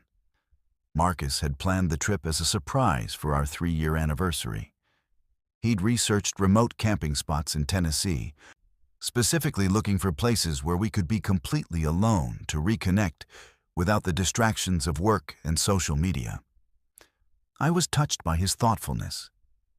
He'd even bought me new hiking boots and a high-end sleeping bag, saying he wanted this trip to be perfect. Looking back, I wonder if some part of him knew what we were going to find up there. If he was somehow drawn to that place by forces neither of us understood at the time. We arrived at our campsite on a Friday afternoon in October, when the autumn leaves were at their peak and the air carried that crisp promise of winter. The trail to our designated camping area was more difficult than the park maps had suggested, involving several steep climbs and stream crossings that left us exhausted by the time we reached our destination. But the isolation was exactly what Marcus had been seeking. We were miles from the nearest marked trail, completely cut off from civilization. The campsite itself was beautiful, situated in a small clearing surrounded by towering oaks and maples that created a natural cathedral of gold and red leaves. There was a clear stream running nearby, and the ground was level enough for comfortable sleeping. We spent the afternoon setting up our tent and exploring the immediate area, taking photographs and collecting interesting stones. Marcus seemed happier than I'd seen him in months. More relaxed and affectionate than he'd been since starting his high-stress job at a consulting firm. That evening, as we sat around our campfire sharing stories and planning the next day's hikes, Marcus spotted something through the trees that he wanted to investigate. "There's a structure over there," he said, pointing toward a gap in the foliage about 100 yards from our campsite. "Looks like it might be an old cabin or something." I was reluctant to go wandering in the dark, but Marcus was insistent that we at least take a quick look. He grabbed his powerful LED flashlight and started walking toward whatever he'd seen, leaving me little choice but to follow. What we found changed everything. The cabin was real, though it clearly hadn't been inhabited for decades. It was a small, single-room log structure with a sagging roof and walls that were green with moss and decay. The windows were broken, their glass scattered on the ground around the foundation, and the door hung open at an odd angle that suggested the hinges had long since rusted away. Everything about the place screamed danger and instability, but Marcus seemed fascinated by it. "We should check this out tomorrow in daylight," I suggested. But Marcus was already approaching the entrance with his flashlight raised. "Just a quick look," he said. "I've never seen a cabin this old. It must be a historical site or something." The moment he stepped across the threshold, I felt a chill that had nothing to do with the October evening. Something about the way he moved changed. His posture straightened, his head tilted slightly to one side, and when he turned to look at me, his expression was different. Not alarmed or curious as I would have expected, but satisfied, as if he'd found exactly what he'd been looking for. "Elle, you have to see this," he called, but his voice sounded wrong somehow. The tone was Marcus's, but the cadence was off, like he was reading from a script he'd memorized but didn't fully understand. Against my better judgment, I joined him inside the cabin. The interior was even more decrepit than the exterior suggested. The floorboards were rotted and sagging, the walls were covered with some kind of black mold, and the whole place smelled like death and decomposition. But Marcus seemed completely unaffected by the horrific conditions. He was examining the walls with intense interest, running his hands over the moldy logs as if he were reading Braille. "Feel this," he said, guiding my hand to a section of the wall. "The wood is still warm." He was right, though it made no sense. Despite the cold night air and the obvious age of the structure, the logs felt warm to the touch, almost feverish. And there was something else, a faint vibration running through the wood, like a pulse or heartbeat. That's when I noticed the newspaper clippings. They were scattered across the floor, somehow preserved despite the moisture and decay that had destroyed everything else in the cabin. I picked up a few pieces and read headlines that made my blood run cold. Local man kills wife in murder-suicide. Domestic violence ends in tragedy. Husband shoots family before turning gun on himself. All of the articles were dated from different decades, some from the 1950s, others from the 1970s and 1980s. But they all told variations of the same story.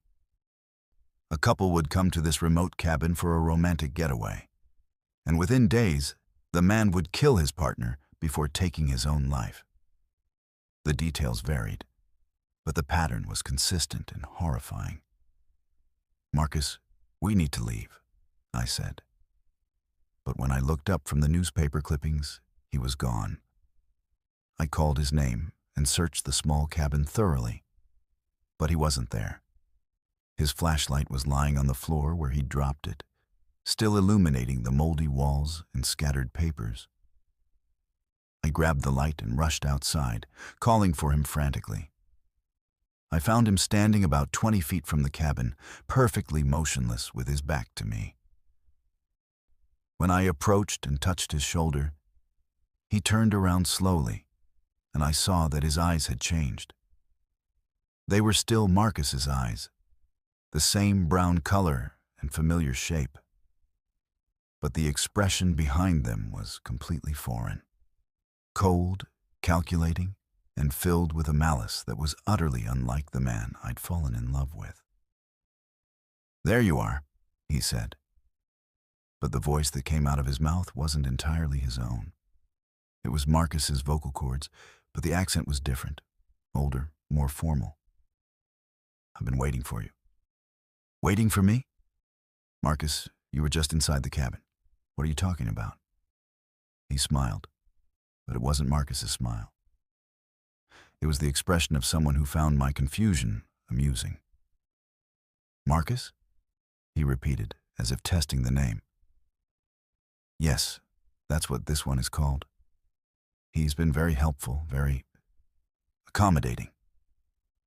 I started backing away from him, every instinct screaming that the man standing in front of me was not my boyfriend. "Who are you?" I whispered. "I've had many names over the years," he said, taking a step toward me for every step I took backward. "The newspapers called me different things: Henry, William, Robert, Thomas. But names don't matter much when you're dead, do they?" That's when I understood what I was dealing with. The cabin wasn't just the site of multiple murder-suicides. It was somehow collecting the perpetrators, trapping their malevolent spirits, and allowing them to possess new victims who were unfortunate enough to cross the threshold. Marcus had walked into that cabin as himself, and emerged carrying the consciousness of a killer who had died decades ago. "Give me back my boyfriend," I demanded. But the thing wearing Marcus's face just laughed. "He's still here," it said, tapping Marcus's temple. "He can see everything, feel everything. He's screaming right now, actually, trying to warn you. But he can't control what happens next." I ran. I crashed through the underbrush back toward our campsite, expecting to hear footsteps following me. But when I looked over my shoulder, the possessed version of Marcus was walking casually after me, as if he had all the time in the world. And maybe he did. We were miles from civilization, completely isolated, with no way to call for help. When I reached our tent, I grabbed my hiking pack and started throwing essentials into it: water, energy bars, my phone, even though there was no service. My plan was to hike out in the dark, to put as much distance as possible between myself and whatever Marcus had become. But as I was stuffing my sleeping bag into the pack, I heard his voice right behind me. "Where are you going, darling?" he asked in that same wrong voice. "We haven't finished our romantic getaway." I spun around to find him standing at the edge of our campfire's light, holding something that made my heart stop. It was a hunting knife from our camping gear, the blade reflecting the flames as he turned it slowly in his hands. The others put up more of a fight. He continued conversationally. But they all understood eventually. Love makes people do terrible things, doesn't it? Makes them possessive, jealous, violent. I'm just accelerating the natural process.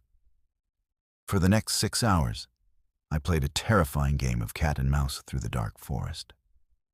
The thing possessing Marcus would pursue me relentlessly, calling out taunts and threats in voices that belonged to different eras, different men who had committed the same crimes in that cursed cabin. Sometimes he sounded like a 1950s husband lecturing me about a woman's proper place. Other times like a 1980s controlling boyfriend explaining why I needed to be punished for trying to leave him. But Marcus was still fighting. I could see it in moments when his real personality would break through, when his face would contort with effort and he'd manage to say my name in his own voice, warning me to run before the other presence reasserted control. Those brief glimpses of the man I loved were almost worse than dealing with the entities possessing him, because they reminded me of what I was losing. Dawn was breaking when I finally reached a trail marker that indicated I was back in the main part of the park. I could hear other hikers in the distance, early morning joggers whose presence meant safety and witnesses. I looked back one final time and saw Marcus standing at the tree line, no longer pursuing me. His face was his own again, and he was crying. "Elle," he called, his real voice carrying across the space between us. "I'm so sorry. I can't control it. Don't come back for me." Those were the last words I heard him speak as himself. When the search and rescue teams went looking for him based on my report, they found his body in the cabin. The official cause of death was listed as a self-inflicted gunshot wound, though I'd never seen Marcus carry a gun. The investigating officer suggested he'd had a psychological break brought on by the isolation and stress of our camping trip. But I know what really happened. I know that Marcus is still in that cabin, along with all the other men who became vessels for something ancient and evil that feeds on love turned to violence. And I know that the thing possessing him is waiting patiently for the next couple to discover their romantic hideaway. I've tried to have the cabin condemned, to warn park officials about the danger it represents. But my reports are dismissed as the traumatic delusions of someone who watched their boyfriend commit suicide. The cabin isn't on any official maps, and the few people I've convinced to help me look for it have never been able to find it again. Sometimes I wonder if it only appears to couples, if it somehow draws people who are deeply in love and therefore vulnerable to the particular kind of corruption it represents. I wonder how many other relationships have ended in that rotting structure, how many more spirits are trapped there waiting for their chance to experience physical existence again through new victims. I'll never go camping again, never trust the promise of romantic isolation in beautiful, remote places. Because I learned that some locations are permanently stained by the violence that occurred there. And some kinds of evil never really die. They just wait for the right circumstances to possess new bodies and repeat their crimes. If you're planning a couple's retreat to anywhere remote and isolated, please reconsider. And if you're hiking and come across an abandoned structure that feels warm to the touch despite being obviously decrepit, turn around and leave immediately. Don't be curious. Don't investigate. And don't let anyone you love cross that threshold. Because some romantic getaways end in ways that will haunt you for the rest of your life, assuming you're lucky enough to survive them at all. My name is Dr. Cassidy Chen, and I'm an anthropologist who has spent the last 15 years studying indigenous cultures throughout the American Southwest. I've documented sacred sites, interviewed tribal elders, and witnessed ceremonies that most outsiders will never see. I thought I understood the boundary between academic research and cultural respect, between scientific curiosity and dangerous trespassing. I was wrong. What happened during my research expedition to Red Canyon, Utah, last May taught me that some knowledge comes with a price that no scholar should be willing to pay. I was leading a small team to document petroglyphs and burial sites in a remote canyon system that had been recently designated for archaeological survey. The area was rich with ancestral Puebloan artifacts, and initial surveys had suggested the presence of intact burial chambers that could provide valuable insights into pre-Columbian mortuary practices. I'd obtained all the necessary permits, consulted with the appropriate tribal representatives, and assembled a team of graduate students who were eager to gain field experience. The team consisted of myself, 3 PhD candidates, Sarah, Michael, and Jennifer, and our undergraduate assistant, David, who was documenting everything with high-resolution photography and 3D mapping equipment. We planned to spend 2 weeks in the canyon, establishing a base camp and systematically cataloging the archaeological features we encountered. It was supposed to be routine fieldwork, the kind of expedition I'd led dozens of times before. The warning came on our second day in the canyon. We were setting up our equipment near what appeared to be a significant petroglyph panel when an elderly Navajo man named Thomas Yazzie appeared seemingly out of nowhere. He'd hiked several miles into the canyon specifically to find us, which should have been our first indication that something was seriously wrong. "You need to leave this place," he said without preamble. "This canyon is not meant for your kind of work." I explained our research objectives, showed him our permits, emphasizing that we had official approval for our activities. But Thomas shook his head, his expression grave. "Permits from white men's offices don't matter here," he said. "This is a place where the dead are not at rest. You dig here, you wake things that should stay sleeping." He spent the next hour describing the canyon's history, how it had been the site of a massacre in the 1860s, how the soldiers had not only killed the living but had desecrated burial sites, scattering remains and destroying sacred objects. According to Thomas, the spirits of the violated dead had never found peace, and the entire canyon was considered cursed by multiple tribal groups in the region. "My grandfather told me stories about this place," Thomas continued, "about researchers who came here before, who ignored the warnings, just like you're doing. Some of them never left. Others came back changed, sick in ways that medicine can't heal." I thanked him for the information and assured him we would be respectful in our work. But I didn't take his warning seriously enough. Academic training had taught me to approach such accounts as folklore rather than literal truth. I documented his statements for our cultural impact assessment and proceeded with the expedition as planned. The first signs of trouble appeared that night. Jennifer developed a severe headache that didn't respond to any medication we carried. She described it as feeling like something was pressing against the inside of her skull, trying to get out. Michael started experiencing auditory hallucinations. Voices speaking in languages he couldn't identify, coming from directions where no one was standing. Sarah began having nightmares about drowning in blood, dreams so vivid that she woke up gasping and refused to go back to sleep. I attributed these symptoms to altitude adjustment, dehydration, and the stress of being in an unfamiliar environment.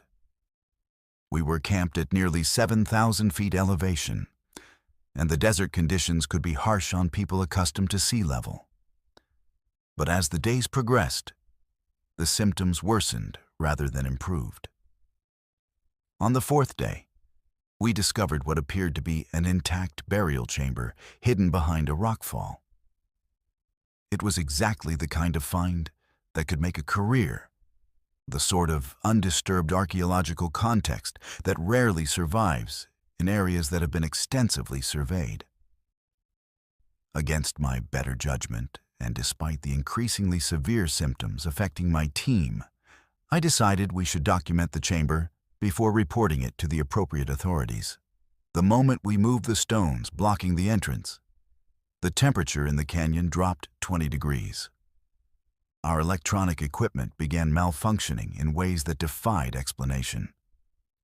Cameras produced images filled with static even when their displays showed normal operation.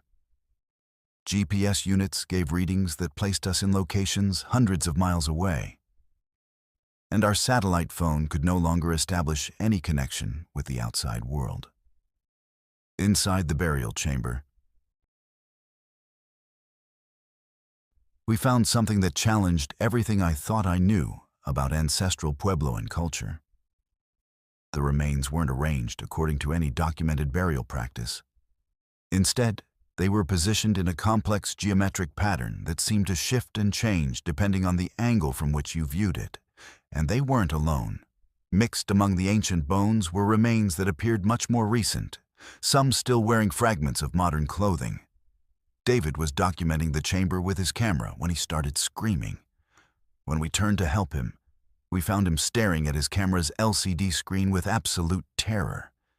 The images he'd taken showed not just the burial chamber, but additional figures standing among the remains.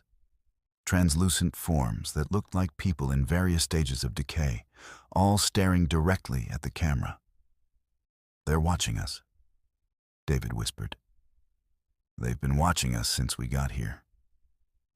That's when Jennifer collapsed. Not from exhaustion or dehydration, but as if something had literally knocked her unconscious. When we tried to revive her, her eyes opened, but they weren't her eyes anymore. They were completely black, like pools of oil.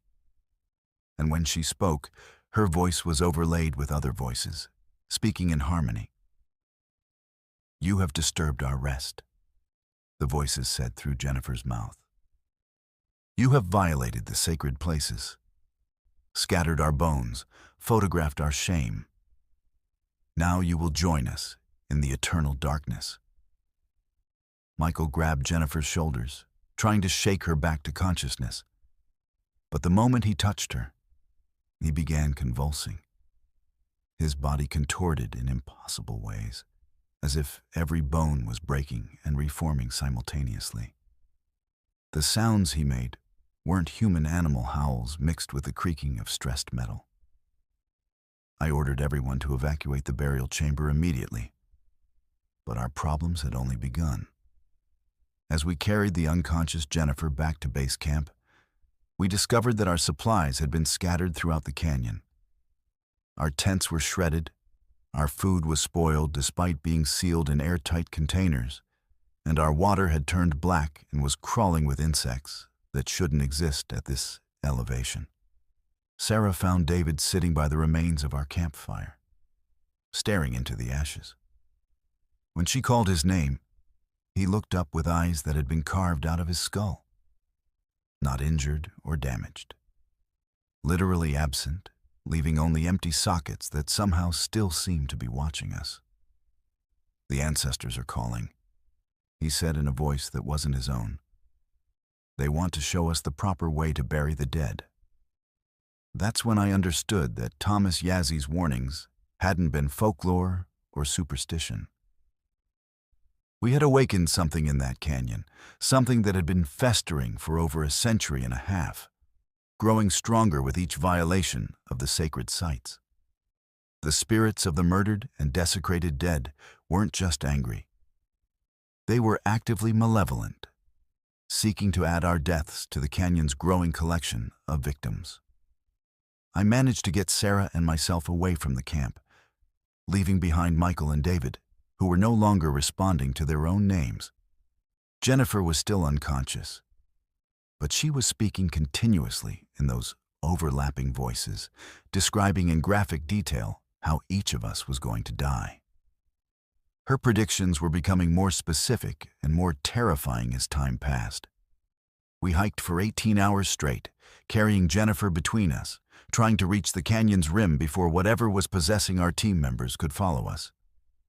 But the canyon seemed to be changing around us. Passages appearing where none had existed before. Familiar landmarks vanishing when we weren't looking directly at them. It was Sarah who saved us.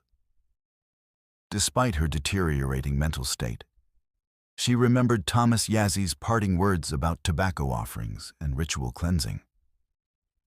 We stopped at the next stream we found, and Sarah performed an improvised purification ceremony using supplies from her personal kit. I'm not sure if it was the ritual itself or simply the act of acknowledging the spiritual nature of what we were facing, but the oppressive atmosphere in the canyon began to lift. Jennifer regained consciousness as we reached the rim, though she had no memory of the previous 3 days. Our satellite phone worked again once we were out of the canyon, and we were able to call for emergency evacuation. The official report blamed our experiences on exposure to naturally occurring hallucinogenic compounds in the desert environment, possibly fungal spores or plant alkaloids that had affected our entire team. But I know what really happened. We violated a sacred site that was protected by forces we couldn't understand or control, and we paid a price that continues to affect us months later. Jennifer still experiences blackouts during which she speaks in languages that linguists can't identify. Sarah has chronic nightmares about drowning in blood that are so intense she's required psychiatric hospitalization twice. And I've developed a sensitivity to electromagnetic fields that makes modern life almost unbearable. Michael and David were never found.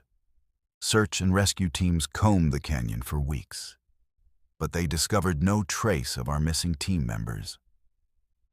The burial chamber we'd opened was found collapsed and inaccessible, with no evidence that anyone had ever entered it. Our equipment was recovered, but every piece of electronic storage was completely corrupted, containing only static and electronic noise. I've left academia. I couldn't continue my research knowing what I know now about the consequences of disturbing certain sites.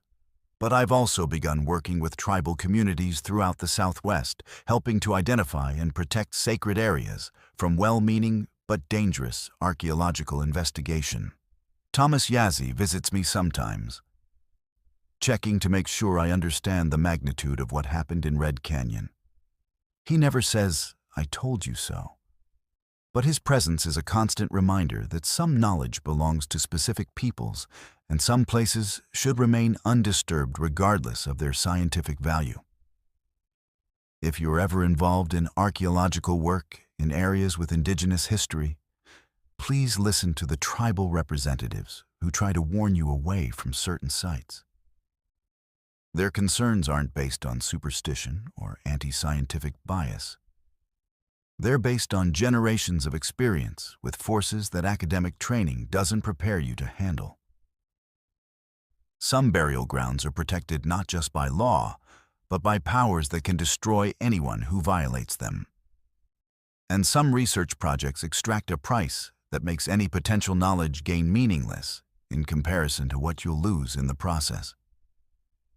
The dead deserve to rest in peace, especially those who died violently and were denied proper burial rites. When we disturb their remains in the name of science, we risk awakening their anger and inviting consequences that will follow us for the rest of our lives. Trust me, no dissertation is worth that kind of curse. My name is Ambrose, and I'm 29 years old. 3 tours in Iraq left me with more scars than I care to count. Some visible, most not. When the nightmares started getting bad again last November, my therapist at the VA suggested I try hiking as part of my treatment.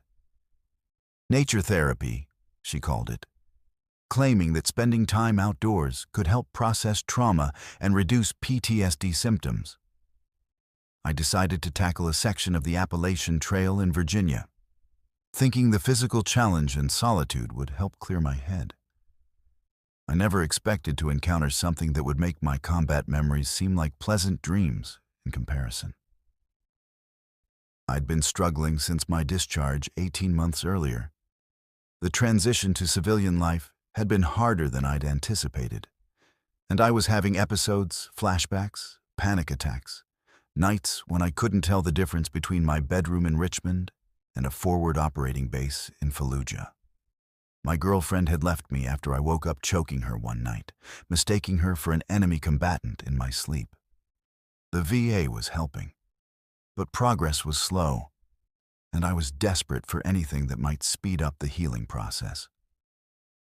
The section of trail I chose was a 40-mile stretch through the Jefferson National Forest, known for its challenging terrain and relative isolation. I planned to hike it over 5 days in mid-November, when the crowds would be minimal and the cooler weather would make the physical exertion more manageable.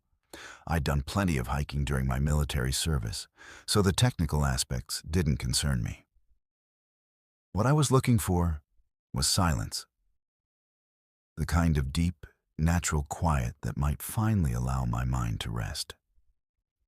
The first 2 days went better than I'd hoped. The physical demands of hiking with a full pack felt familiar and comforting, reminding me of aspects of military life that I'd actually enjoyed. The trail was well maintained, and I encountered only a handful of other hikers, all of whom were friendly and respectful of personal space. For the first time in months, I slept through the night without waking up in a cold sweat, convinced that insurgents were attacking my position. Everything changed on the third night. I'd made camp in a small clearing about half a mile off the main trail, following leave-no-trace principles and seeking the kind of complete solitude that might help me process some of the heavier memories I'd been avoiding. The site seemed perfect. Flat ground, access to water, and enough tree cover to provide privacy without feeling claustrophobic. I was settling into my sleeping bag around 9 p.m. when I heard the first gunshot. Not the sharp crack of a hunting rifle or the pop of a backfiring vehicle, but the distinctive sound of military-grade automatic weapons fire. My body responded before my mind could process what was happening. I was out of my sleeping bag and taking cover behind a fallen log before I'd consciously decided to move. For several minutes, I lay there listening to a firefight that shouldn't have been possible. Multiple weapons firing in controlled bursts, the distinctive sound of an M249 squad automatic weapon providing suppressing fire, and underneath it all, voices shouting tactical commands in military jargon. But this was Virginia, not Iraq. There were no active military training areas within 50 miles of my location. When the shooting stopped, I remained hidden for another 20 minutes, every nerve ending on high alert. During my tours, I'd learned that apparent cessation of enemy fire often preceded coordinated attacks, and my combat instincts were screaming warnings even as my rational mind tried to make sense of what I'd heard. Finally, I worked up the courage to investigate. Using the tactical movement techniques I'd learned in infantry school, I approached the area where the sounds had originated. What I found defied every attempt at logical explanation. There were spent shell casings scattered across the forest floor, not old, weathered brass that had been there for months, but fresh casings that were still warm to the touch. I recognized the calibers immediately. 5.56 NATO rounds from M4 carbines, 7.62 NATO from M240 machine guns, and 9mm from M9 pistols. Standard U.S. military ammunition. But the weapons that had fired these rounds were nowhere to be found. More disturbing were the radio transmissions I started picking up on my emergency receiver. Clear, professional military communications using current call signs and tactical terminology, reporting casualties and requesting medical evacuation. But when I tried to respond to these transmissions, there was no acknowledgement. It was as if I was listening to recordings of radio traffic from active combat operations. But there was no combat happening anywhere in the continental United States.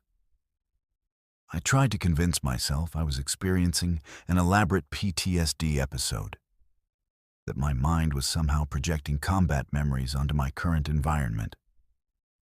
But the physical evidence was undeniable. Shell casings I could hold in my hands, radio transmissions I could record on my phone, and tactical gear I started finding scattered throughout the area. The gear was the most unsettling discovery. Hidden beneath fallen leaves and tucked behind trees were items that no civilian hiker should possess. Night vision goggles, tactical radios, body armor, and medical equipment that was clearly military issue. Some of the items bore unit patches I recognized from deployments in Iraq and Afghanistan, but others displayed insignia from conflicts that predated my service by decades. Vietnam, Korea, even World War II. That's when I started seeing them. Figures moving through the trees with the unmistakable gait and posture of combat veterans. But something was wrong with their appearance. They were translucent, like heat mirages, and they moved with a purpose that suggested they were still fighting a war that had ended years or decades ago. The first one I saw clearly was wearing Vietnam-era jungle fatigues and carrying an M16A1 rifle. He was positioned behind a tree about 50 meters from my location, providing overwatch for a patrol that existed only in whatever reality he occupied. When I tried to approach him, he faded away like smoke. But his radio transmission continued for several minutes, reporting enemy movement in coordinates that placed him somewhere in Southeast Asia. Over the next few hours, I encountered more of them. A World War II paratrooper in full combat gear, scanning the tree line for German positions. A Korean War veteran calling for artillery support against Chinese forces. An Iraq War soldier reporting an IED explosion on a convoy route that ran through Virginia mountains instead of Middle Eastern desert. They weren't malicious or threatening. They simply existed in a state of eternal combat readiness, replaying their most traumatic memories in an endless loop. And somehow, this section of the Appalachian Trail had become a gathering place for the spirits of warriors who had never truly left their battlefields behind. I realized I wasn't just witnessing some kind of supernatural phenomenon. I was being recruited. The longer I stayed in that area, the more connected I felt to these spectral soldiers. They recognized me as one of their own, a veteran carrying trauma that wouldn't heal, and they were offering me a place among their eternal brotherhood. Part of me was tempted. The idea of joining a unit where the war never ended, where the hypervigilance and constant readiness that made civilian life so difficult would finally serve a purpose, had a seductive appeal. These men had found a way to transform their PTSD into eternal purpose, their trauma into permanent mission readiness. But I also saw what they'd given up. They were stuck, trapped in their most terrifying memories, unable to move forward or find peace. They'd chosen eternal combat over the difficult work of healing, and they wanted me to make the same choice. I left immediately, hiking through the night to put as much distance as possible between myself and that haunted section of trail. But the radio transmissions followed me for miles, growing fainter but never completely disappearing.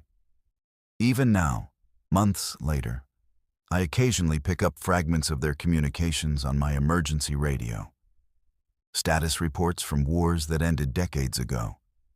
Casualty counts from battles that exist only in traumatized memory. The experience changed my perspective on recovery completely. I'd been looking for a way to escape my trauma, to find somewhere it couldn't follow me. But those spectral soldiers showed me what happens when you refuse to engage in the difficult work of healing, when you choose to remain forever trapped in your worst memories rather than fighting to create new, better ones. I'm still in therapy, still working through the nightmares and flashbacks that brought me to the trail in the first place. But I understand now that healing isn't about escaping your trauma. It's about refusing to let that trauma define your entire existence. Those veterans I encountered had made their worst moments into their permanent identity. And they were offering me the same fate. If you're a veteran struggling with PTSD, please be careful about seeking healing in isolation. The wilderness can be therapeutic, but it can also become a place where you get stuck, where the voices of other wounded warriors might convince you that perpetual suffering is preferable to the hard work of recovery. There are spirits out there who will try to recruit you into their eternal battalions, who will make remaining broken seem like honor instead of tragedy. The trail taught me that some battles are worth fighting, and the fight to heal from trauma is one of them. Don't let anyone, living or dead, convince you that staying wounded is somehow more authentic or honorable than doing the work to get better. Those radio transmissions still haunt my dreams sometimes, but they no longer tempt me. I know now that the real victory isn't joining the ghosts of warriors past, but refusing to become one of them. The living deserve better than eternal warfare, even if the dead have forgotten that peace is possible. My name is Felicity, and I'm 33 years old. I used to think I understood fear, the normal anxieties of motherhood, career stress, the typical worries that keep parents awake at night. But that was before my daughter's 8th birthday camping party in Oregon last July, before I learned that some games children play open doorways to places they should never go, and before I discovered what happens when an entire group of kids disappears into areas that don't exist on any map. Emma had been begging for a camping birthday party for months. Most of her classmates had done the usual Chuck E. Cheese or bounce house parties, but my adventurous daughter wanted something different. She'd always been drawn to the outdoors, collecting rocks and leaves, studying insects with the intensity of a junior scientist. A camping party seemed perfect. She could invite her 6 closest friends, and we could spend a weekend at Silver Creek State Park, about 2 hours outside Portland. I coordinated with the other parents, and we planned what seemed like the ideal setup. 3 families would join us. The Johnsons with their twin boys Max and Oliver, the Petersons with their daughter Sophia, the Garcias with their son Luis, and the Hendersons with their quiet daughter Chloe. 7 8-year-olds total, plus 6 adults to supervise. We'd reserved adjacent campsites, planned nature scavenger hunts, and packed enough s'mores supplies to feed an army. Silver Creek State Park was beautiful, but slightly run down. The kind of place that had seen better decades. The ranger who checked us in, an elderly man named Frank, seemed surprised by our group size. "Don't get many big family parties anymore," he said, studying our reservation paperwork with an odd expression. "You folks planning to stick to the marked trails?" "Of course," I replied, thinking it was a standard safety question. Frank nodded slowly, then leaned closer to my window. "Good. This park has some unusual features, areas that aren't on the official maps. Kids sometimes find places they shouldn't go. Just keep them close, especially during that hide-and-seek game phase that all camping parties seem to have." I found his warning oddly specific, but dismissed it as the rambling of someone who'd worked in the outdoors too long. We set up our tents in a large clearing surrounded by dense Douglas fir forest, with a clear stream running nearby where the kids could safely play. Everything seemed perfect for a memorable celebration. The party started wonderfully. The kids spent Saturday morning on our planned scavenger hunt, collecting specific leaves, rocks, and interesting pieces of bark. They splashed in the shallow creek, built fairy houses from twigs and moss, and consumed vast quantities of trail mix and juice boxes. By afternoon, they were energetic and happy, exactly what you want at a successful birthday party. The trouble began when Louise suggested they play hide-and-seek in the woods. It seemed harmless enough. The forest around our campsite was relatively open, with good visibility and clear boundaries. We adults established rules. Stay within earshot. No going beyond the creek to the north or the rocky outcrop to the south, and everyone had to check in every 15 minutes. Emma volunteered to be it first, covering her eyes and counting to 50 while the other kids scattered into the forest. We parents continued our own conversations, keeping half an ear open for the sounds of children playing. Everything seemed normal until Emma finished seeking and started having trouble finding anyone. "I can't find Max and Oliver," she called after about 10 minutes. "They're not in any of their usual hiding spots." Tom Johnson, the twins' father, wasn't worried. "Those boys could hide from a search helicopter," he laughed. "They'll turn up." But 15 minutes passed, then 30, with no sign of the twins. We organized the adults into search teams, covering the area systematically and calling their names. The other kids had emerged from their hiding spots, confused about why the game had stopped and where Max and Oliver had gone. "They said they knew a really good place," Sophia offered, "somewhere behind those big rocks that no one would ever find." "What big rocks?" asked Lisa Peterson.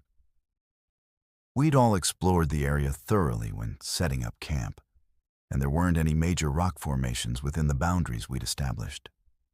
That's when Chloe, the quiet Henderson girl, spoke up with information that made my blood run cold. "There's a place back there that looks like a playground," she said, pointing deeper into the forest. "It has swings and slides, but they're all broken and rusty." Max and Oliver wanted to go play there. No playground appeared on any park map or brochure. I'd specifically asked the ranger about facilities for children, and he'd mentioned only the basic restrooms and picnic tables at the main campground. But when we followed Chloe's directions, pushing through underbrush that seemed too thick for children to have navigated easily, we found exactly what she'd described. Hidden in a clearing that felt wrong somehow. Too dark, too quiet, with air that tasted metallic and strange, was the ruins of what had once been a playground. Rusted swing sets with chains that moved despite the absence of wind. A merry-go-round painted in colors that hurt to look at directly, and slides that descended into darkness beneath the forest floor. Everything was covered in moss and decay, as if it had been abandoned for decades. But there were fresh footprints in the soft earth around the equipment. Small footprints that matched the shoes Max and Oliver had been wearing. "This isn't on any park map," muttered Steve Henderson, studying his GPS unit with growing confusion. "According to this, we're standing in the middle of a solid forest. No clearing, no structures, nothing." That's when we found the plaque, nearly hidden by overgrown vegetation. It was made of tarnished brass and bore an inscription that explained everything while making the situation infinitely worse.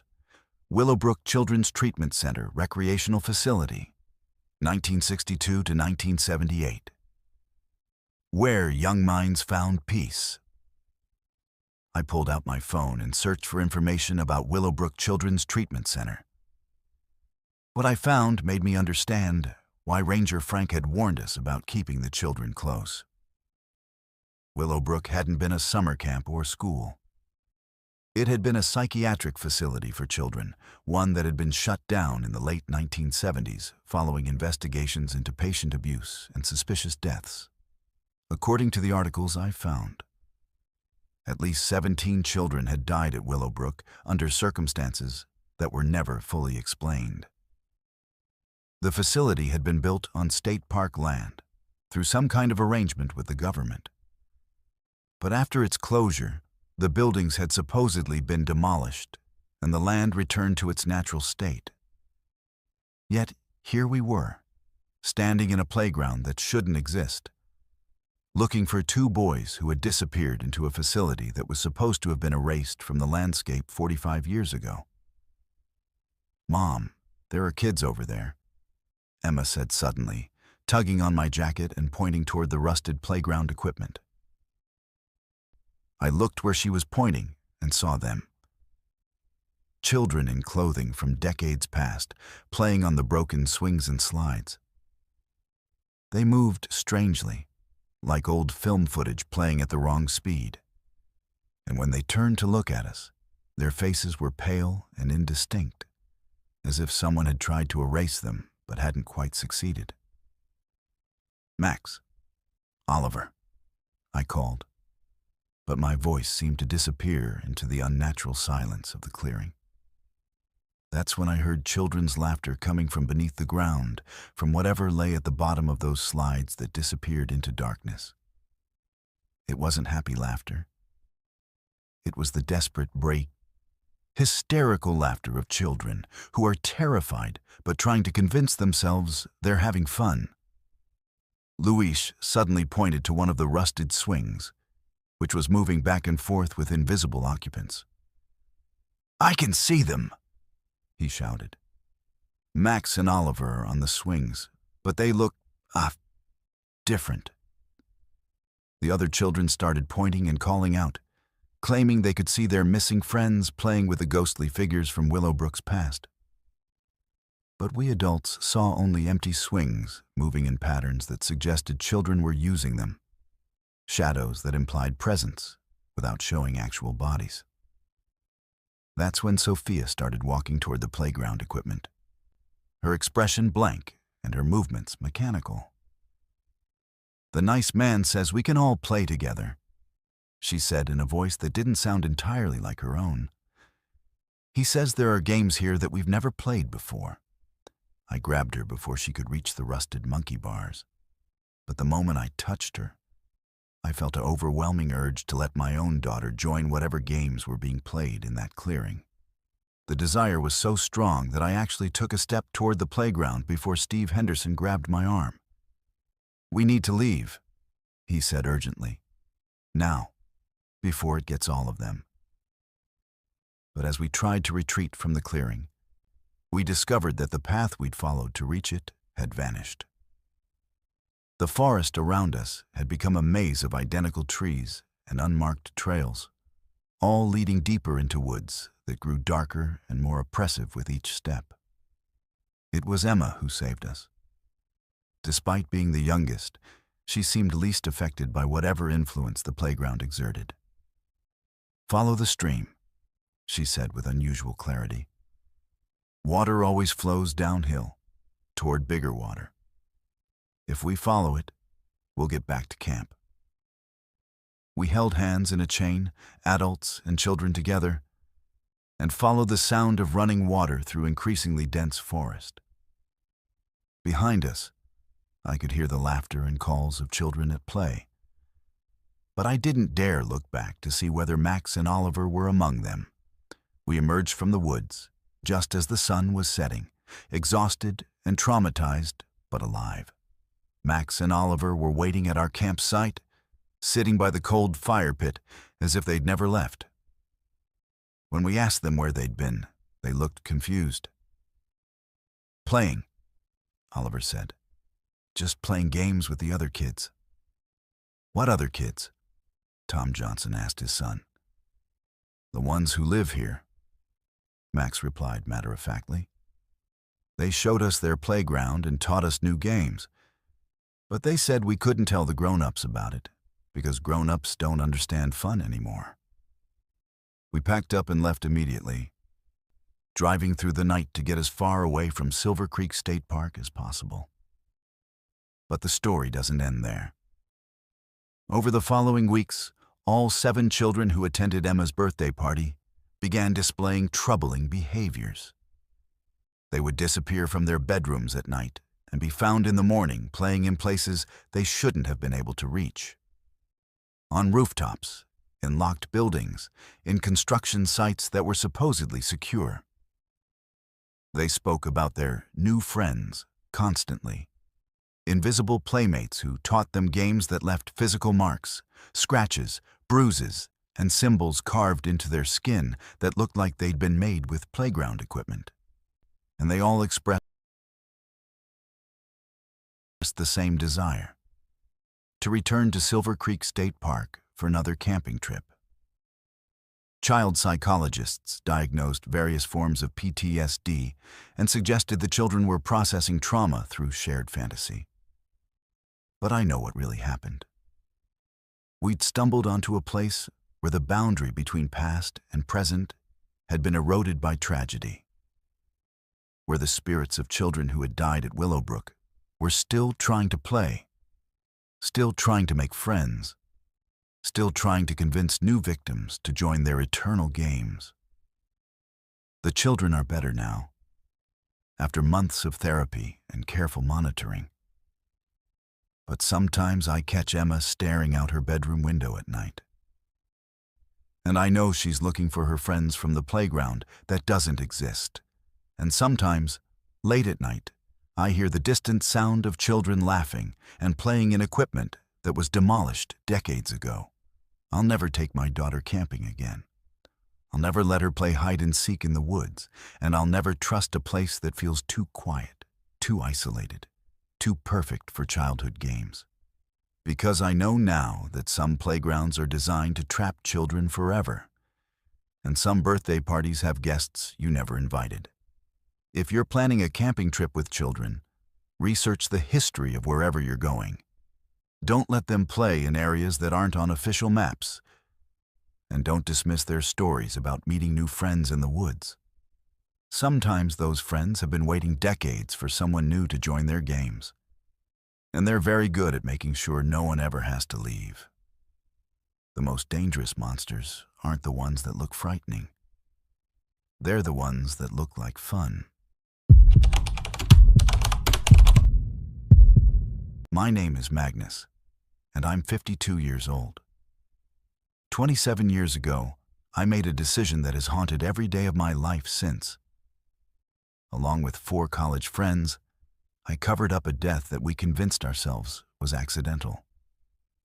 We buried the truth in the Colorado Rockies, along with our victim, and we swore we'd never speak of it again.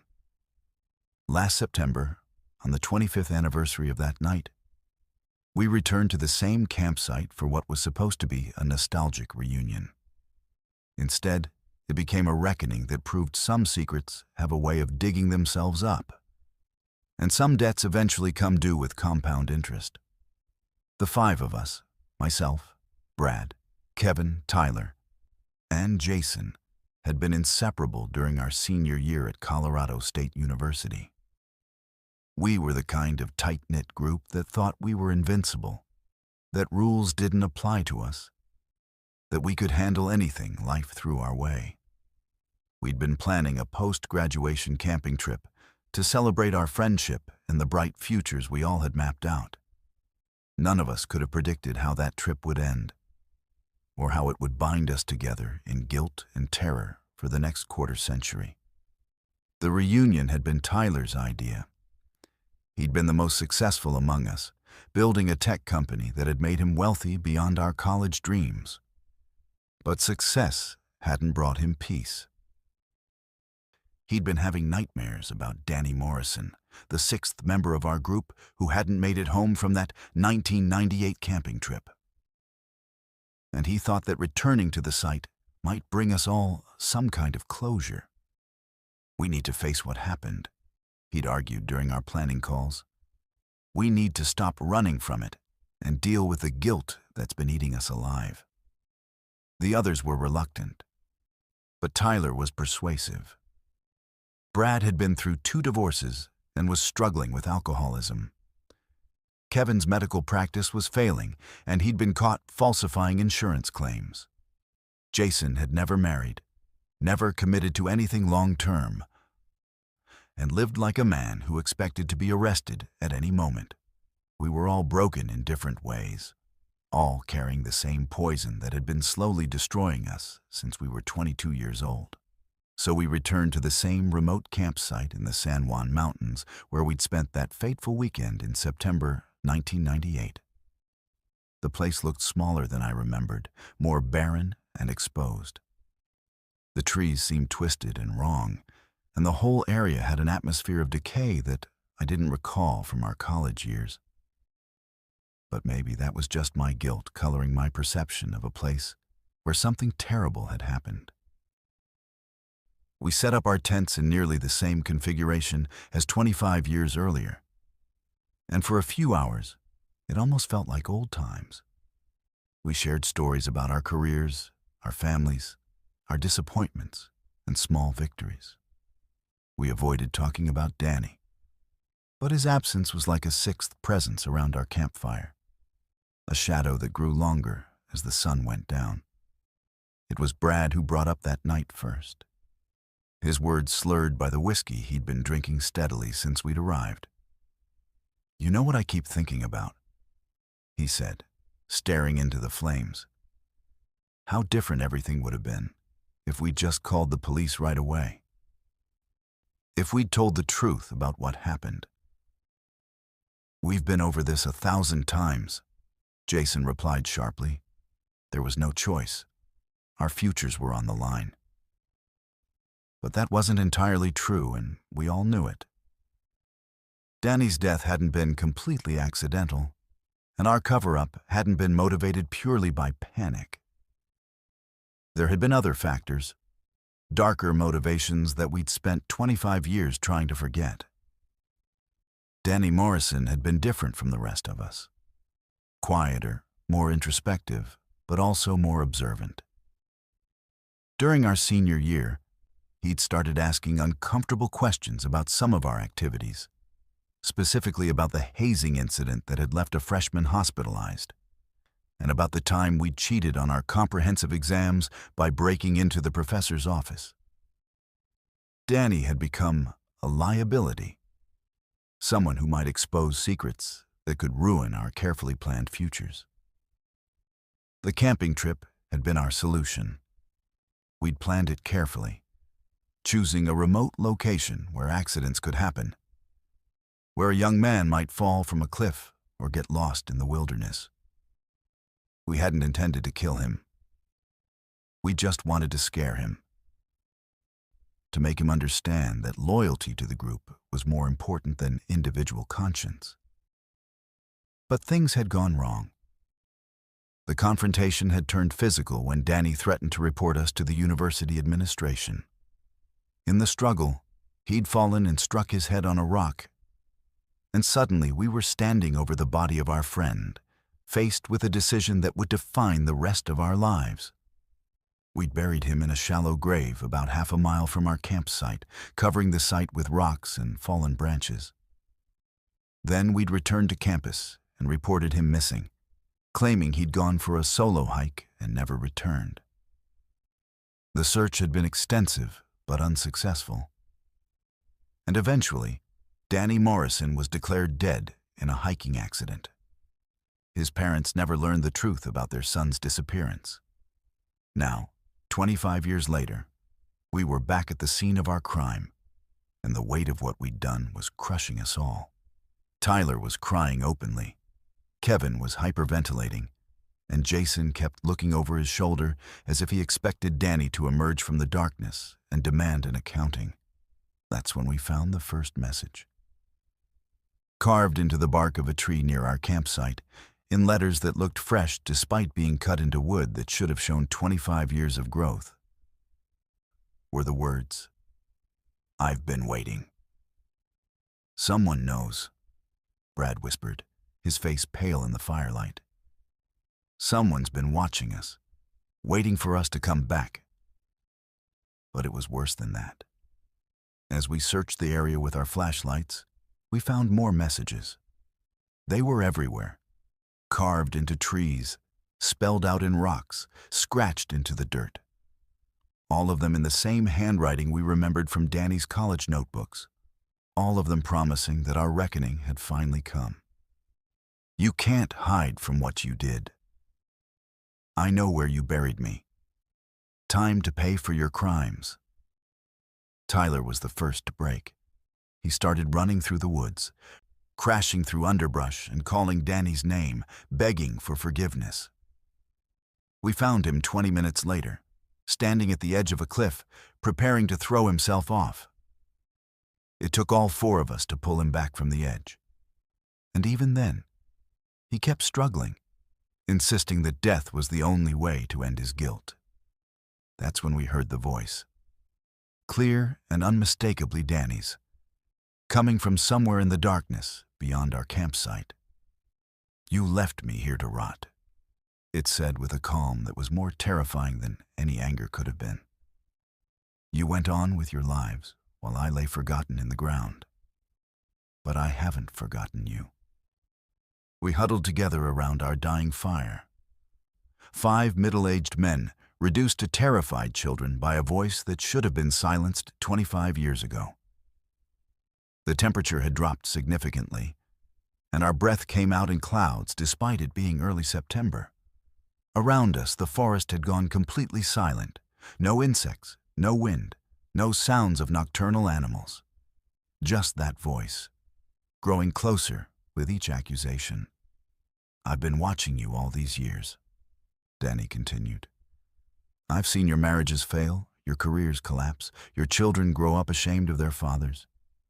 You thought you got away with murder, but you've been dying slowly ever since that night. Haven't you? He was right. None of us had ever found real happiness after Danny's death. We'd achieved our professional goals, but at the cost of everything that made life worth living. The guilt had poisoned every relationship, every achievement, every moment of potential joy. Kevin was the next to crack. He pulled out his phone and started trying to call the police, babbling about confessing everything, about finally telling the truth. But his phone had no signal, and when he tried to leave the campsite to find reception, he kept finding himself walking in circles, always ending up back where he started. That's when Danny finally appeared, not as a ghost or spirit, but as he would have looked if he'd lived and aged alongside us. He was 52 years old, dressed in hiking clothes that were 25 years out of date, and his expression was patient but implacable. He looked exactly as he should have if we hadn't killed him in this place a quarter century ago. I want to show you something, he said, gesturing for us to follow him into the woods. We had no choice. Some force compelled us to walk behind him, deeper into the forest than we'd ever ventured during our college trip. He led us to a clearing where the moonlight revealed something that made us all understand the true scope of our situation. There were 5 fresh graves dug in the rocky soil, each marked with a wooden cross bearing one of our names. They weren't symbolic threats. They were actual graves, deep and ready, as if someone had been preparing for our return for decades. You've been dead since the night you killed me, Danny explained calmly. You just didn't know it yet. Everything that's happened to you since then, your careers, your families, your entire lives, has been borrowed time. Now it's time to pay what you owe. Jason tried to run then, but he only made it a few steps before he collapsed, clutching his chest. Heart attack, sudden and massive. He was dead before he hit the ground, and his body rolled directly into one of the prepared graves. Tyler was next. The guilt and terror finally overwhelmed his mind completely, and he began laughing hysterically until blood started pouring from his eyes and mouth. He died laughing, and his body fell into the second grave. Kevin and Brad went simultaneously, their bodies simply shutting down as if their souls had finally given up the fight to continue living with their guilt. They collapsed together, and their corpses tumbled into the third and fourth graves. I was left alone with Danny, standing at the edge of the final grave. My name was carved into the wooden cross at its head, and I knew that my time had finally come. "I'm not angry anymore," Danny said quietly.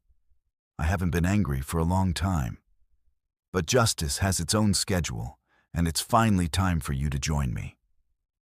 I felt the heart attack starting, the crushing pain in my chest, the numbness in my left arm, the familiar sensation of my body preparing to shut down. But before I died, I managed to ask the question that had been haunting me for 25 years. "Why did you wait so long?"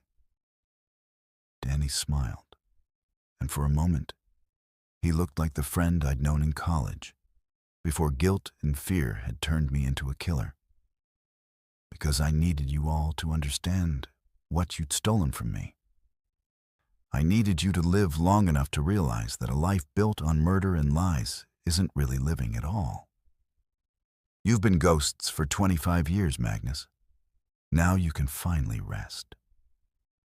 The last thing I saw before my heart stopped was Danny Morrison, my friend and victim, finally at peace after a quarter-century of waiting for justice.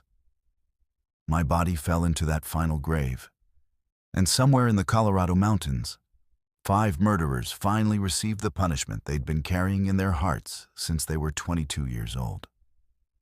If you're watching this on Verified Fears, remember that some secrets are too heavy to carry, and some crimes leave wounds that never heal.